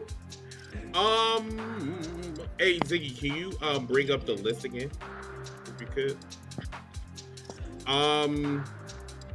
Let me see. You see, the only one nobody ain't touched yet. Yes. That's gonna be an all-night topic alone. What's that? So, yeah, I see why everybody was avoiding that shit. Comment section, once again, anything that you guys want to discuss, put them in the comment section. Tell us what you think. Which one? I can't really see it. Which one? I see it right in front of me. I see it right in front of me too. I'm on the phone. I can't see it. I'm on the phone. I'll read it to you. I'll go. So, is wrestling a white man's sport? If not, why is it portrayed as such in professional wrestling? It is a white man's sport. Yeah, it is a white man's sport because all the ones that you see are being pushed either whites, or Samoan. Samoans are literally the new white, race, basically. No. Let me say this. They are the cousins of white people. I'll say that. Wow. And the reason why I say that is because I've never seen Samoans act like they are just getting all of these passes, getting all these title shots, and all this shit. That I've never seen this before. So you're saying they got white privilege? More than me. More than me. More than Chris. More than Wild Man would. More than Ziggy would. More than you would. I mean, hold on. Let's keep this 100. As a Samoan would like to say. Mm-hmm. If you don't know that this is a white man's sport or a white person's sport, the white females get the same attention too. Look at the history. WWE has been around for 60 years.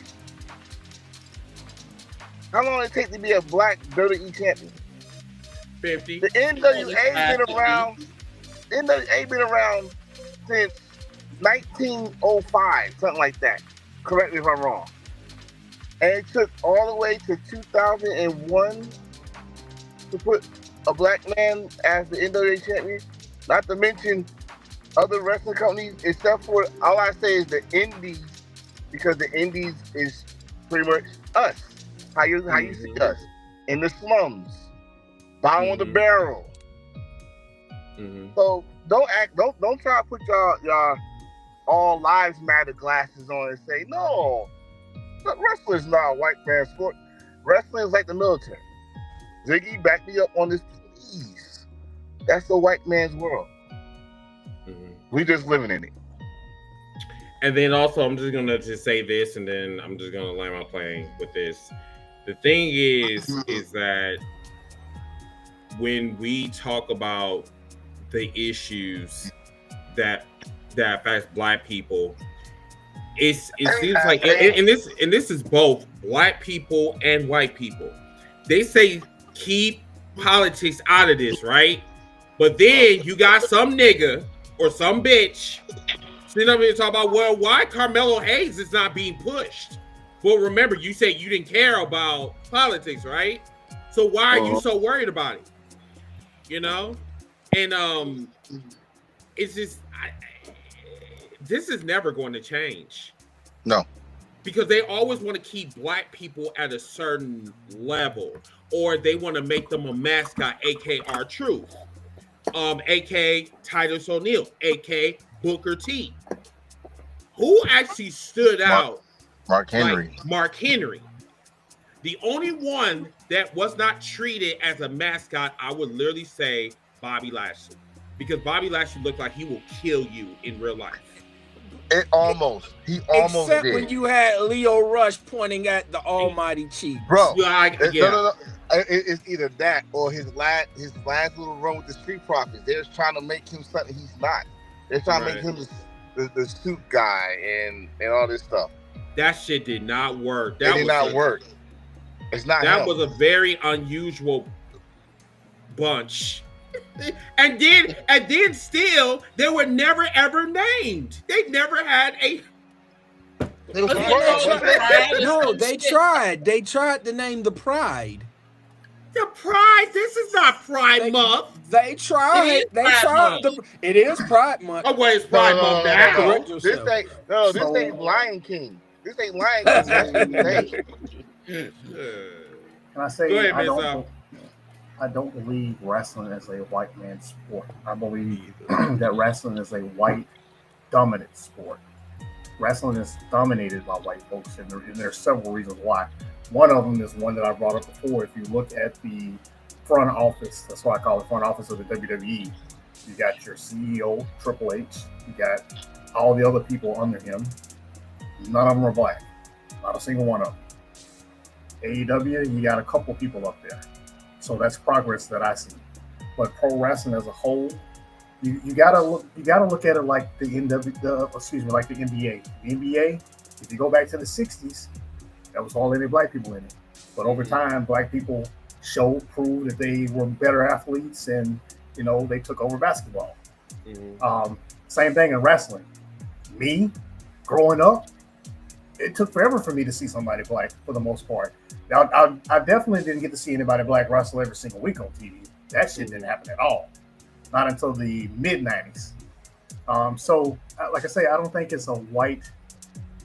I think it's just white dominant. I think it's the best way to say that. Black people are now getting a chance because there's more black people that actually want to wrestle, which I'm not sure how many black people actually wanted to wrestle back in the 70s and 80s. I know that there were a few around, but it could have either been they didn't have a lot of black people that wanted to do it, or they were all being oppressed, which we used to that happening like it happened everywhere else.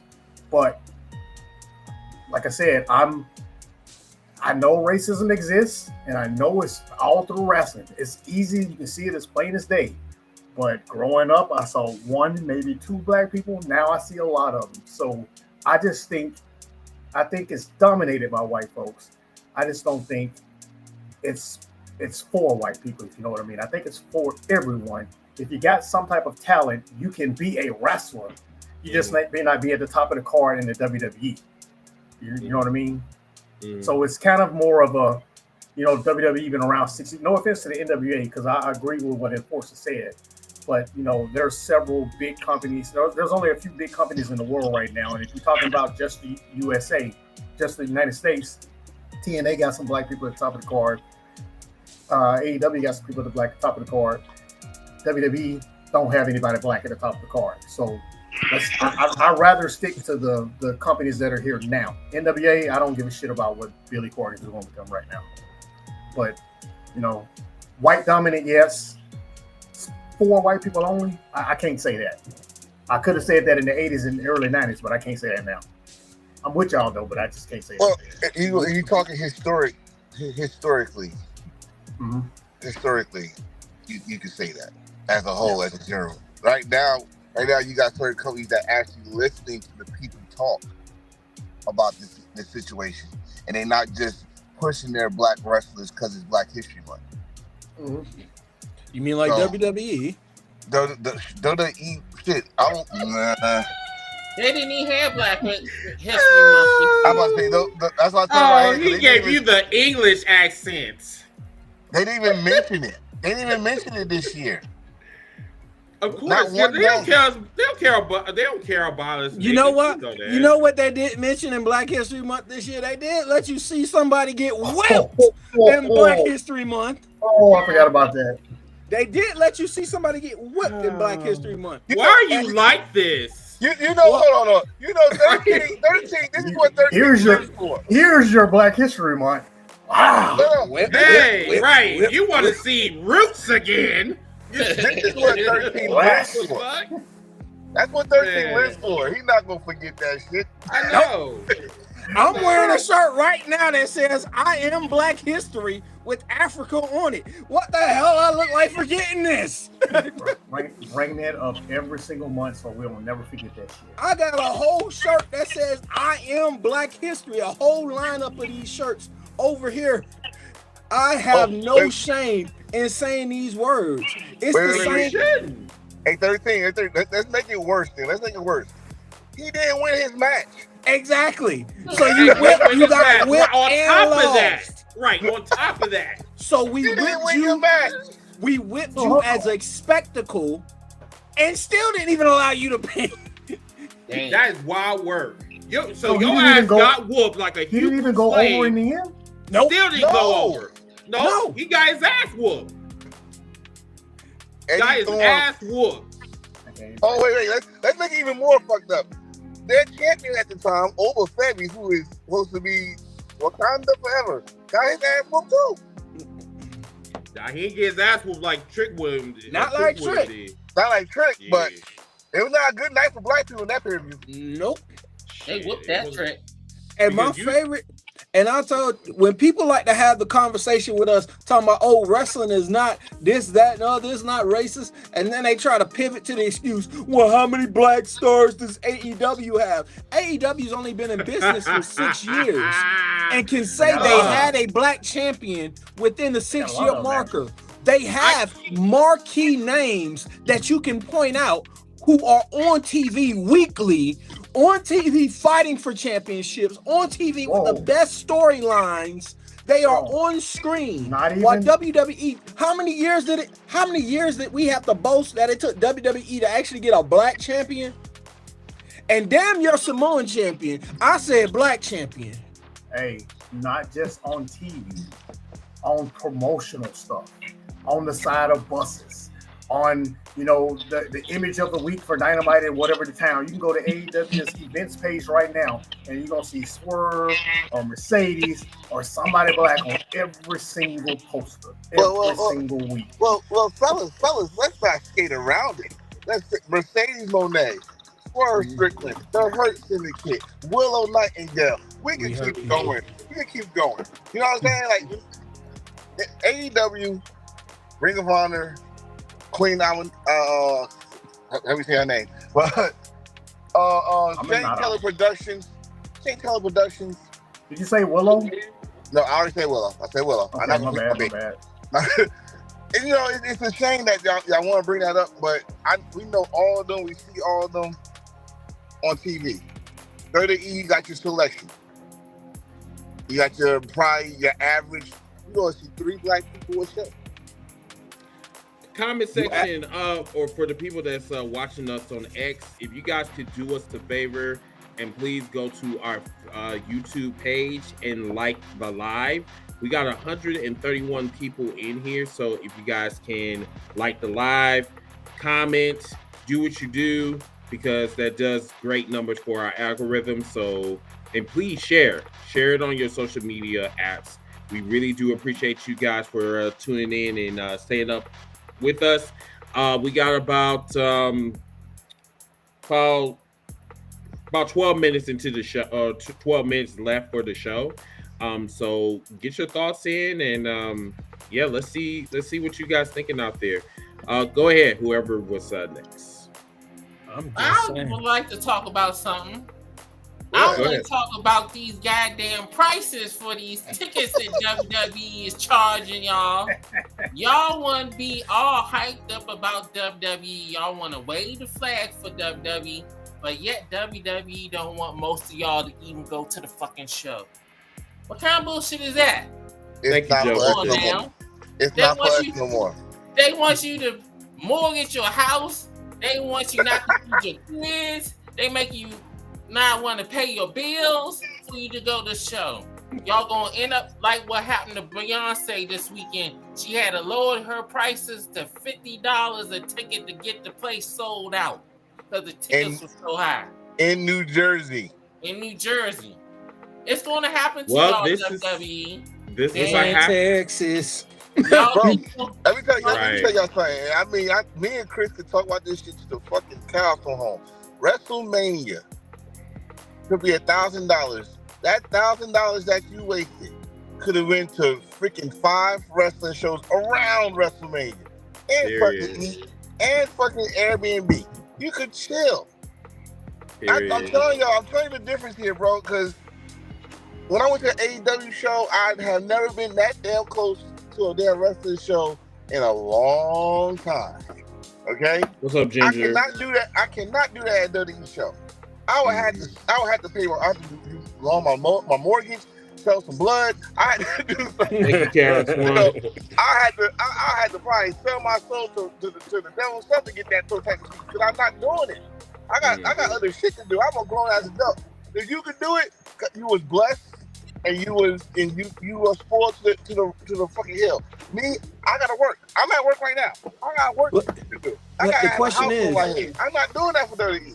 But the question is, since you were willing to sell your soul, did you try to contact Dwayne? I heard he's purchasing them. Dwayne doing another crappy ass movie. Fuck Dwayne is purchasing souls. Are you willing to negotiate? You can't even go to a Raw and a SmackDown no I'm not going to answer that question. Why are you like this? Why? I don't know. Why are you like this? 13, oh my God. 13, I'm being trash. 13, you make the Lord nervous. You make the Lord nervous. Christ. I feel fire coming from you. I'm terrible. Nervous. That's my new thing now. I don't know what you're talking about. Also, I want to give a shout out to Ginger. She recently had surgery recently, so let's give her some horns, give her a standing ovation for that. And cousin, get better down there, Ginger. That's my baby cousin right there. Hey, cousin. Yes. Yeah, you can't even go to a Raw and SmackDown to see a floor seat without paying $400 to $500 now. It's not for us, man. It's for WWE now. Is for the celebrities, the Netflix stars. It's for them. Mm-hmm. It's not for us. And like I said, if you're lucky to go there, God bless you. But I'm not paying them. They compare. I think I showed out the picture. They compared the front row seat to a WWE show to a Super Bowl front row seat.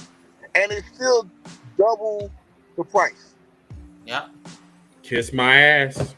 I have been to Super Bowls. I've been to NBA Finals, and I'll still be damned if I'm finna pay WrestleMania prices.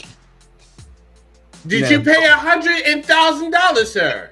No, sir. No $100,000 per pound in the making of my trip, bitch. Was that part of tea and crumpets? Listen here, I didn't hurt not a single goddamn pound.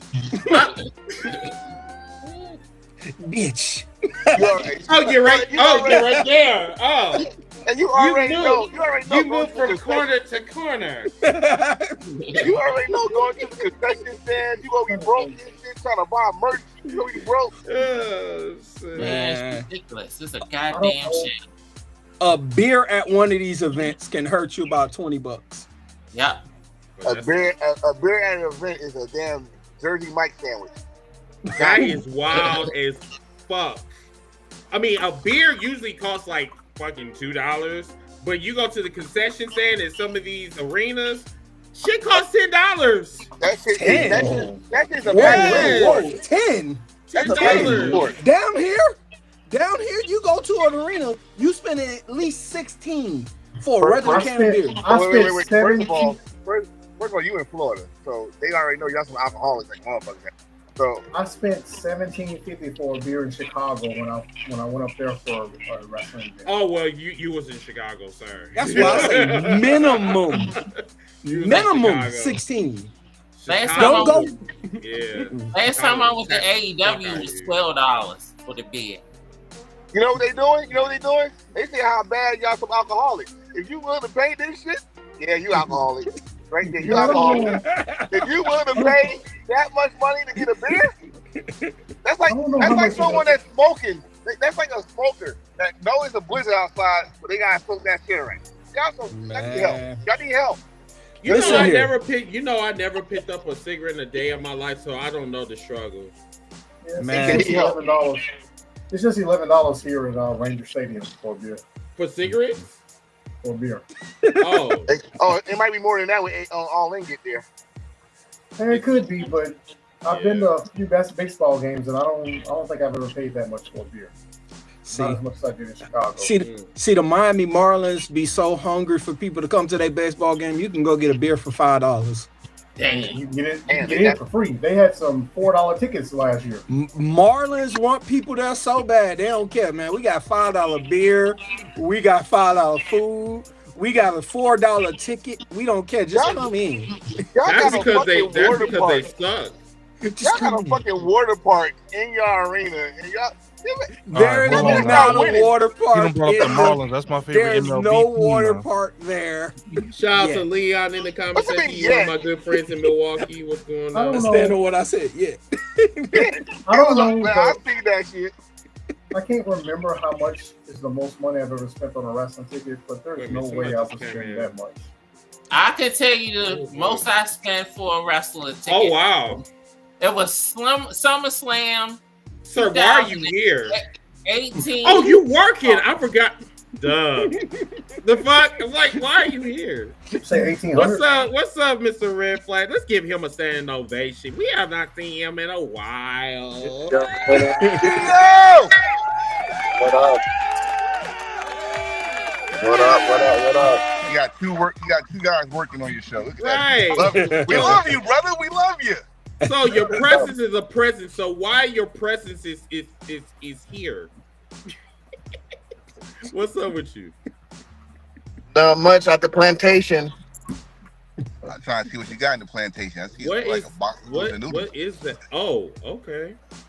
Yeah, I'm in my forklift. They let you behind the forklift? You got any switches back there? Any switch twos back there? Nah. Got this. Hey, Tio, I better not see you in no follies on fucking on True TV. No, man. I just want to jump in and say what up to y'all. I know it's been a minute. But yeah, man, just been working and trying to unpack this whole R-Truth thing. It's crazy. So what's on your mind? It's like this man didn't need a belt. This man didn't need storyline. And he's been faithful to the company for 19 years. But why? There's so many other talent that's been like garbage and they're still there. So why him? Why now? And well, T.O., I think you already know the answer to that question, sir. I think you she know. said my glasses are kind of thick. There's something like nothing heavy. But but yeah, I mean, there's so much going on. Like today out here in Boulder, there was a terror attack. There was a protest, and this dude decided to be anti-Semitic and throw Molotov cocktails at the people who were protesting. So like the world's getting crazy, and it's sad. It's sad. And then the one thing that we look forward to in wrestling, we can't fully enjoy that. We can't fully enjoy that.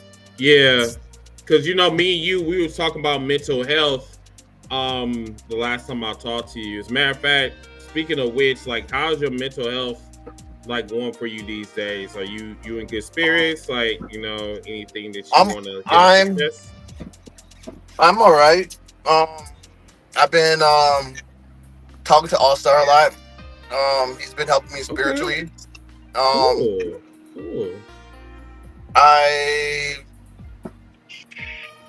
growing to understand that I can't throw in a cape and save everybody if I can't save myself. And I think that's my biggest problem is that I put everybody else in front of me and then I let it boil up, bottle up, boil up, and then it comes to that incident that happened. And now that I look back at it, do I regret it? I still haven't come to terms if I regret it or not, because I'm dealing with so much and I have so much bottled in. So through my job, like I have great benefits to my job. I'm still gonna start seeing a therapist and try to unravel, unpack, and try to get rid of all the stuff that I have built up that's drowning me. You know what I mean? And I'm a good ass swimmer, but to the point where I those who don't know, I was ready. I almost checked out. I tried to go to sleep and not wake up, and I woke up, and then everybody says the easiest part is to call somebody for help, and that's wrong. Mm-hmm.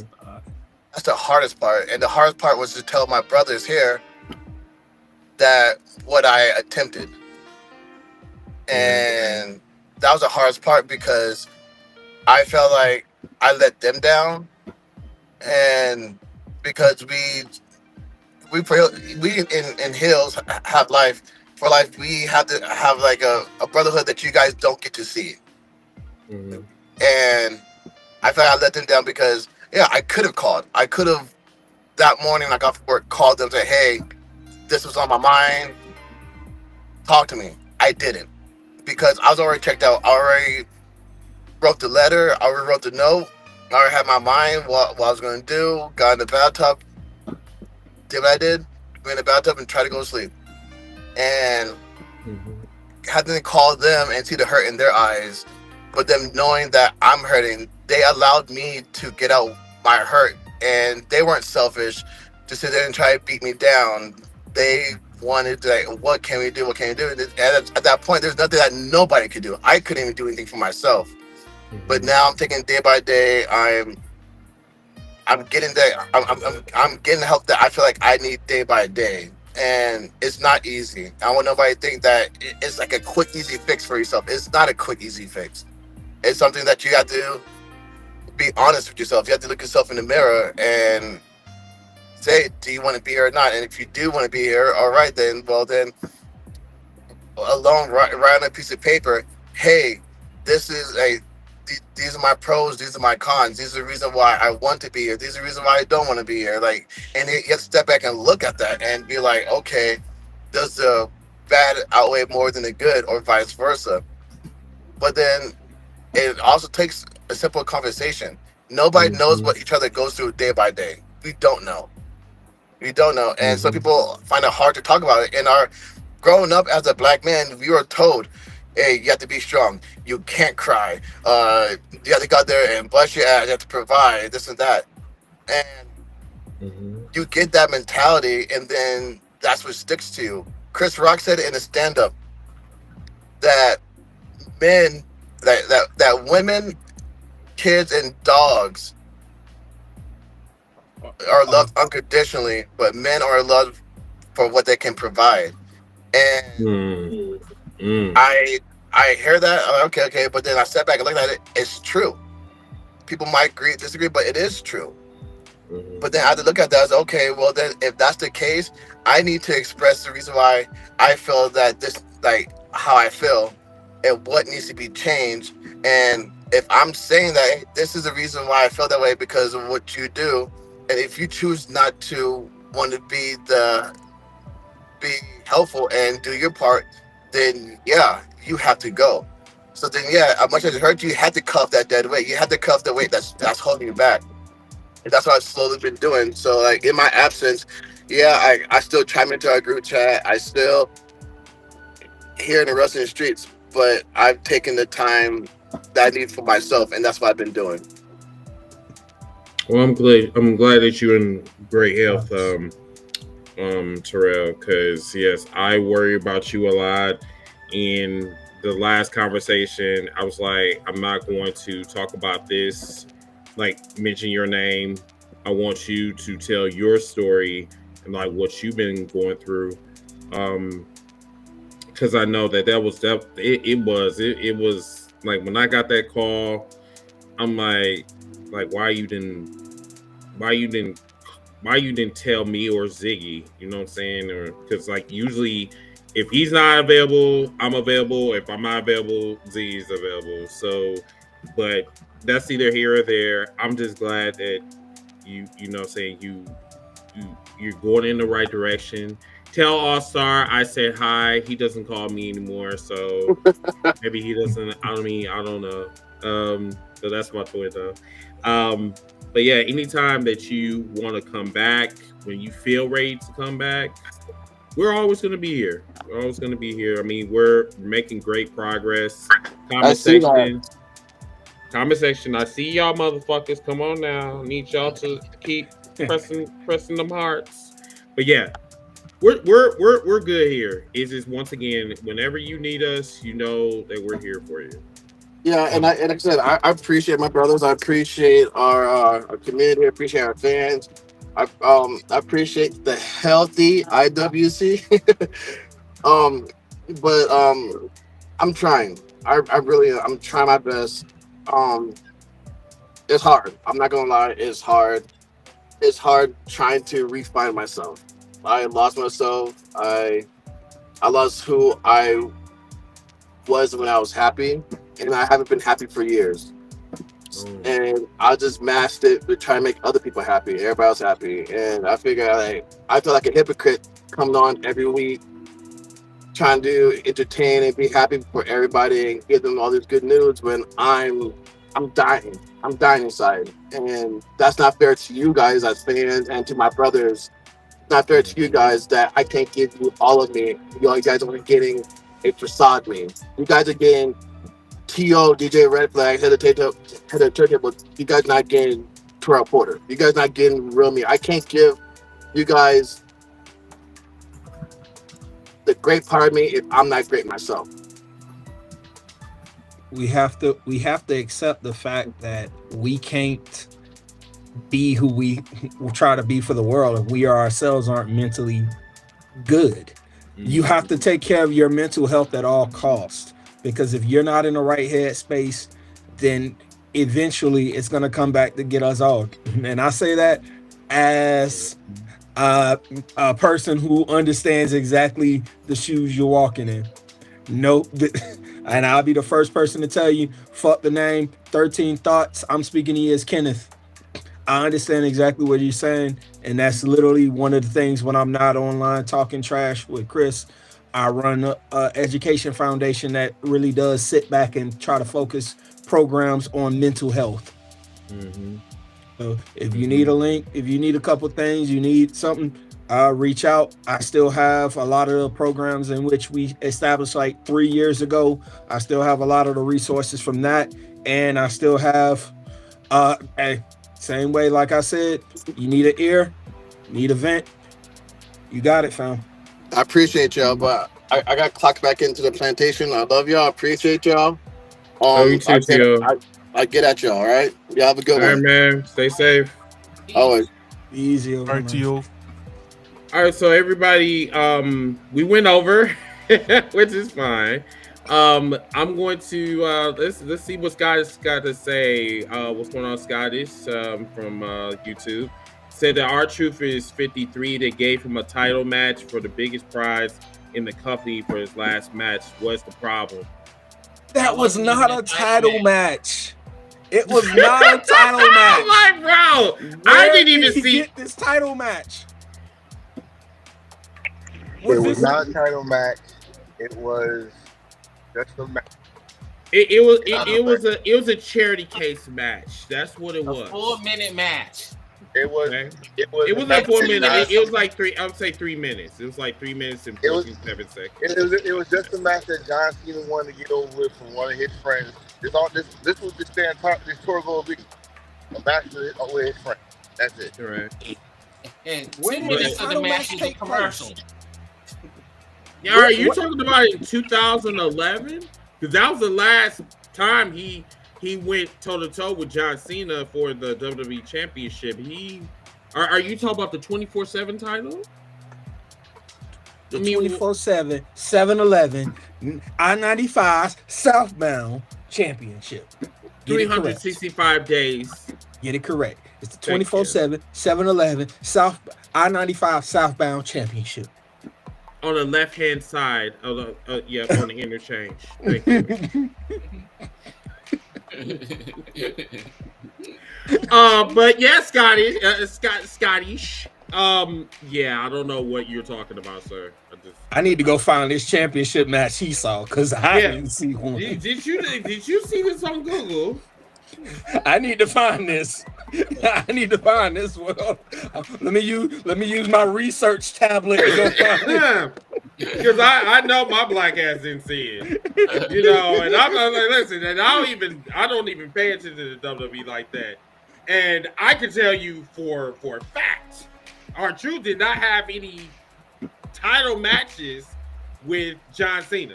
Just keeping that real with you. And he didn't even know that wasn't going to be his last match anyway. That's valid. And you want to get technical, his last match was on Friday. But it wasn't for a title. Nope. And is it raining where you're at, sir? Is it raining? No, maybe it's just the music. Anyway, okay, don't answer that. All right, everybody. First of all, once again, last call for alcohol. Please hit that like button. Hit that like button, share it, comment. Even after we're done, comment. The more you comment, the more we get up in the algorithms, everybody. We need your help with this. This is the only part where we are struggling. We got the viewership, but we just need the numbers for the likes and the shares. Hopefully you guys were entertained this evening for episode 291.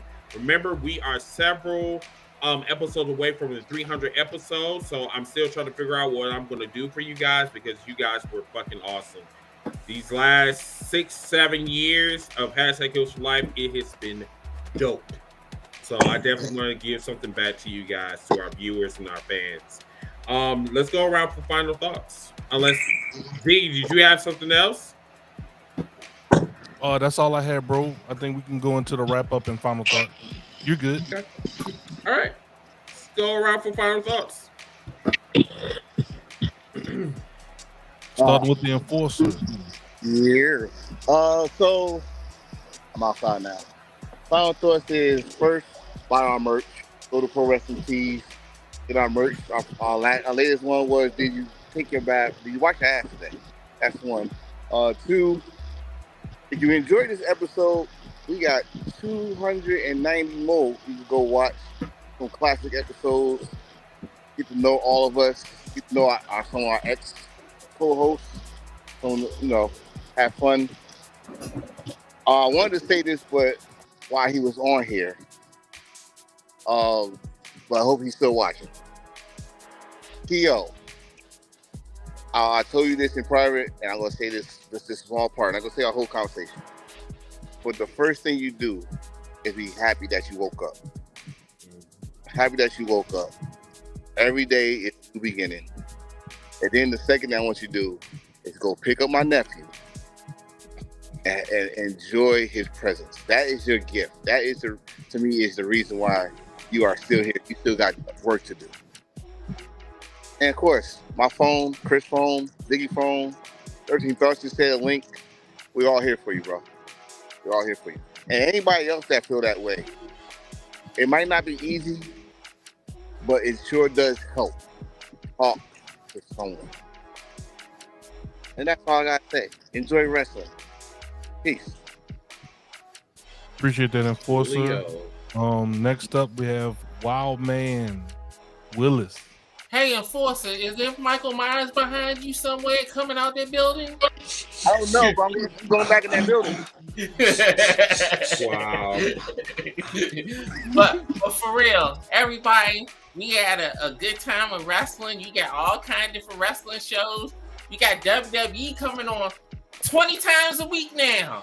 You got them coming on 4 or 5 times out of the weekend. So you WWE fans, you got all the WWE you can have now. AEW's doing good. And NXT is doing good. TNA, WWE is doing good. You got all kind of wrestling. So the wrestling that you don't like, don't watch it. You got enough shit on the wrestling that you do like, you can watch it now. So don't just focus on the wrestling that you hate. Just focus on the wrestling that you like. That's what I've been doing of late. You don't hardly catch me going to watching WWE like I used to because it's boring and shit to me. But I am going to watch Money in the Bank at my friends' get together at the bar, so I can give me a Long Island iced tea, because that's the only way you can really enjoy that shit is when you got a little bit of alcohol in your system. But hey, yeah, it's a lot of stuff we can watch to be happy about. So just watch it and don't be an asshole about it. And I know a lot of people in their feelings about R-Truth. R-Truth got a big ass house. He got a white woman at home. He'll be alright. So that's it. Man, Will is funny as hell, bro. He said, a white woman at home. He said WWE come on 20 times a week. Put y'all man. We got a white woman. That's why I work. Oh man, a white woman at home. We got 13. Man, Will is funny, bro. Well, I'm just gonna say, hey, I don't give a damn what Google told you. Unfortunately, some of us watched Saturday Night Main Event, and that match was not for the title. Stop getting your news off Reddit like some of us didn't watch it live. Stop asking Google AI to answer your questions in life. It will steer you wrong. Like it's going to tell you about this place called Gulf of America. You're never going to find it. You're never going to find it. Unless you have the secret lip tattoo or you have the password to get to Atlantis. One way or the other, you're still not going to find these items. If you love wrestling, I don't give a damn which one you love. You love TNA, unlikely. You love AEW. You love WWE. You love New Japan. You're like light skin and you're a Joshi fanatic. Love what you love, accept what you love Yoshis. If you don't like one style of wrestling, great. There's hundreds of other styles of wrestling to love. Go find it, latch on to it, and embrace it. You don't have to shit on one company to embrace the fact that you love another. I can tell you, compared to everybody else on this panel, I will probably still call myself a WWE fan, and I will be until my payment for Peacock is done for the calendar year, because I've already paid my money, damn it. So I'm getting all my money out of watching the Peacock network to watch every premium live event I can pull out and watch. As far as the rest of them, Netflix, they can count their days. Netflix can count their days. SmackDown might be the only thing that might still get watched, only because I already paid for my DirecTV, and I ain't paying for no more goddamn subscriptions to watch WWE. Period. Oh, I guess I'm supposed to tell y'all I am 13 Thoughts. I am on TikTok, Instagram, and everywhere else. I also have a YouTube page where I will be seemingly going along with all type of content, including wrestling, since people like to fuss, and I like to fuss too. Thank you. Are you done, sir? Yes, sir. I'm going to drink. Bro. Unless the people who got something in this cup is sponsoring me, it's going to be in a clear glass. I thought Dew Whites was no, they were a sponsor last week for the Did You Wipe Your Ass committee. Thank you. Thank you, good sir. Not the Dew Wipes. Who is next? All right, next up we have Miss South to NWA. Oh, great.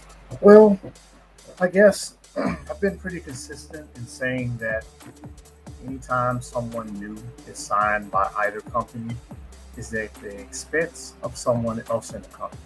Meaning if you got 20 wrestlers that can appear on a show every single week, and I'm not saying that's an accurate number, but if you got 20 wrestlers that appear on a show every week and you sign a new wrestler, that means one of those 20 has to come off. That's just business. That's how it is there. They have a budget. That's how they budget their, company. So am I mad R-Truth got released? No, not mad at all. He's been there 20 plus years. I'm not going to make that part of it about black or white. It's literally just, we got to release somebody because we're wasting money signing all these other people. So I'm going to leave that as it is. I just don't think these wrestling companies nowadays, I don't think they focus They focus less about improving their companies, and I'm not saying they don't want to improve their companies. I think they're spending too much time right now trying to sign or find the next big thing and beat the other company at finding it, I think. So the idea is like Mariah May. Or no, let's even better, Stephanie Valkyrie. WWE didn't know shit about her at all until she wrestled Mercedes Moné, the greatest women's wrestler of all time. And then because of that match, they wanted to sign her. So what did they do? They spent money to sign her. It's great that she wanted to be there. She always wanted to be a WWE fan, so she went to WWE. Or be a WWE wrestler, she went to WWE. But I think you can't consider this like a real sport. When you say something like football, free agency, it ain't the same thing. They're spending too much time trying to find, instead of let's just focus on who we have. I don't want to see R-Truth in AEW. As I'm saying all this just to say that. I don't want to see R-Truth in AEW just because he's a free agent now. I don't want to see Carlito in AEW just because they're a free agent now. Gigi Dolan and the girl that had the skateboard, whatever her name is. We don't need any of those people. We got All In coming in. We just signed. They just signed Tekla. AEW has plenty of people. They don't need to add anybody else right now. They need to focus on Dynamite, Collision, and Ring of Honor. That's all I got. Cool. So Ziggy, it's just me and you. Yes, sir. Definitely appreciate everybody. Another rendition of Heel News and Rumors. Thank y'all for tuning in today. Make sure y'all check out our YouTube channel. And just like Enforcer said, we're literally this close to hitting our channel goal. If there's any old episodes you want to check out, we have some YouTube exclusive content that y'all can check out that's not live, that myself, Enforcer, has done. Chris has done breaking news on there before.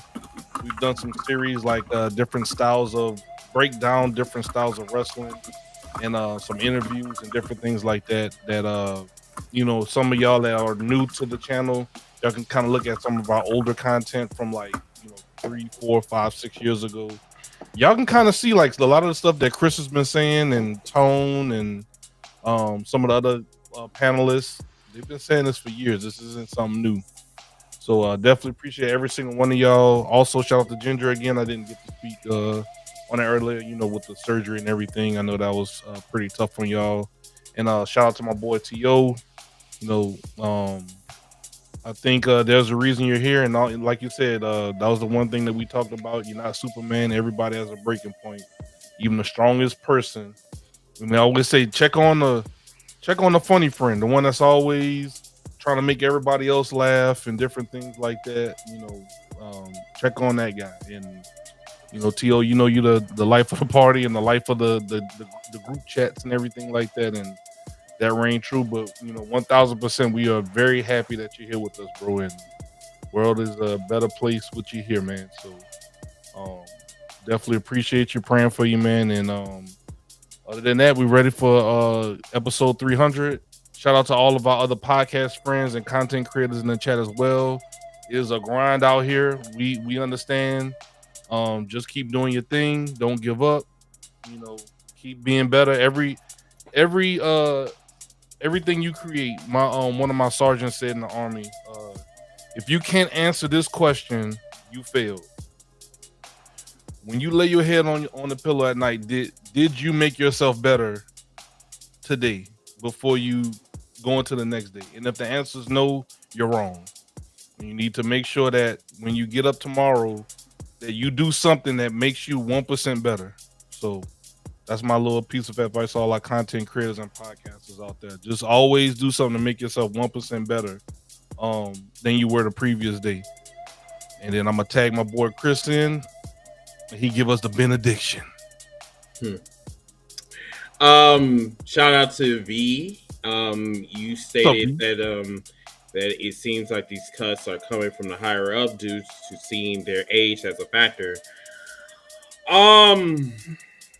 I guess I'll just use you as a final thought. So I don't think that it's an age, because what they could have did was they could have used him as a producer.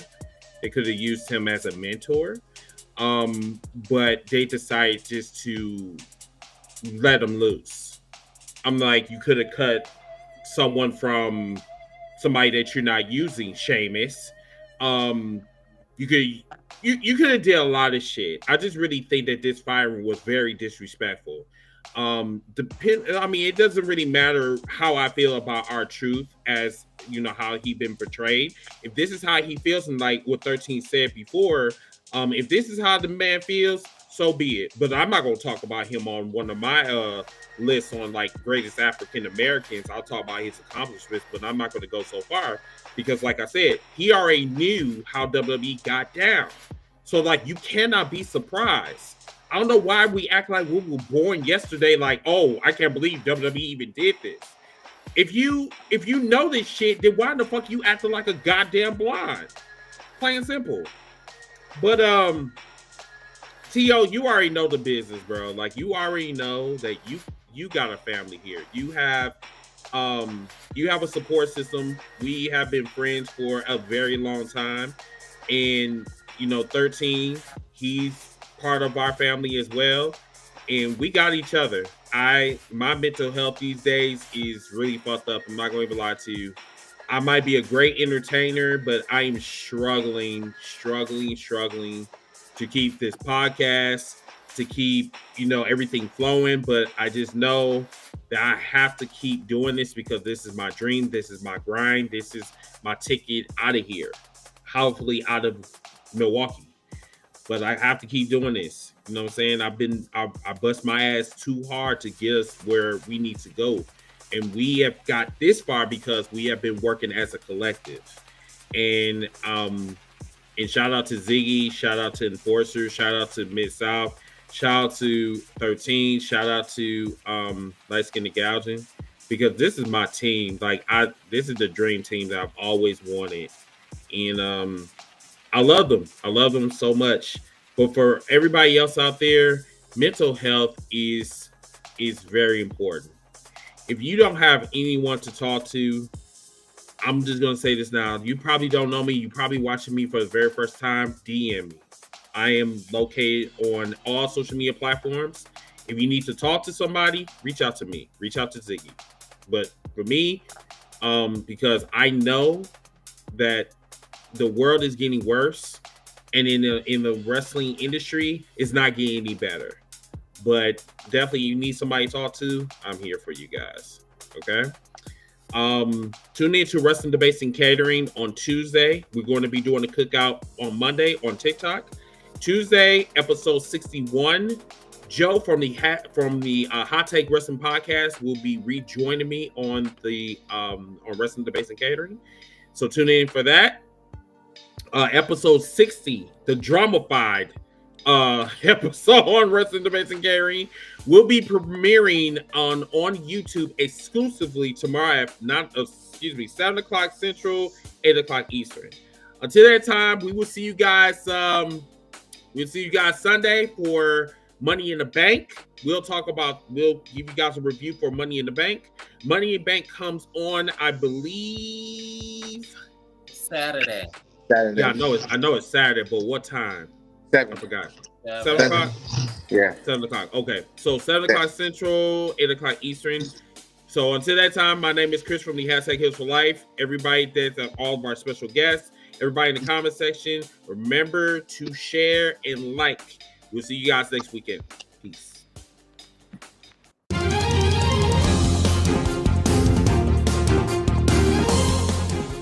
We're breaking down the latest buzz from backstage politics, surprise returns, contract drama, and all the dirt the big companies don't want you to know about.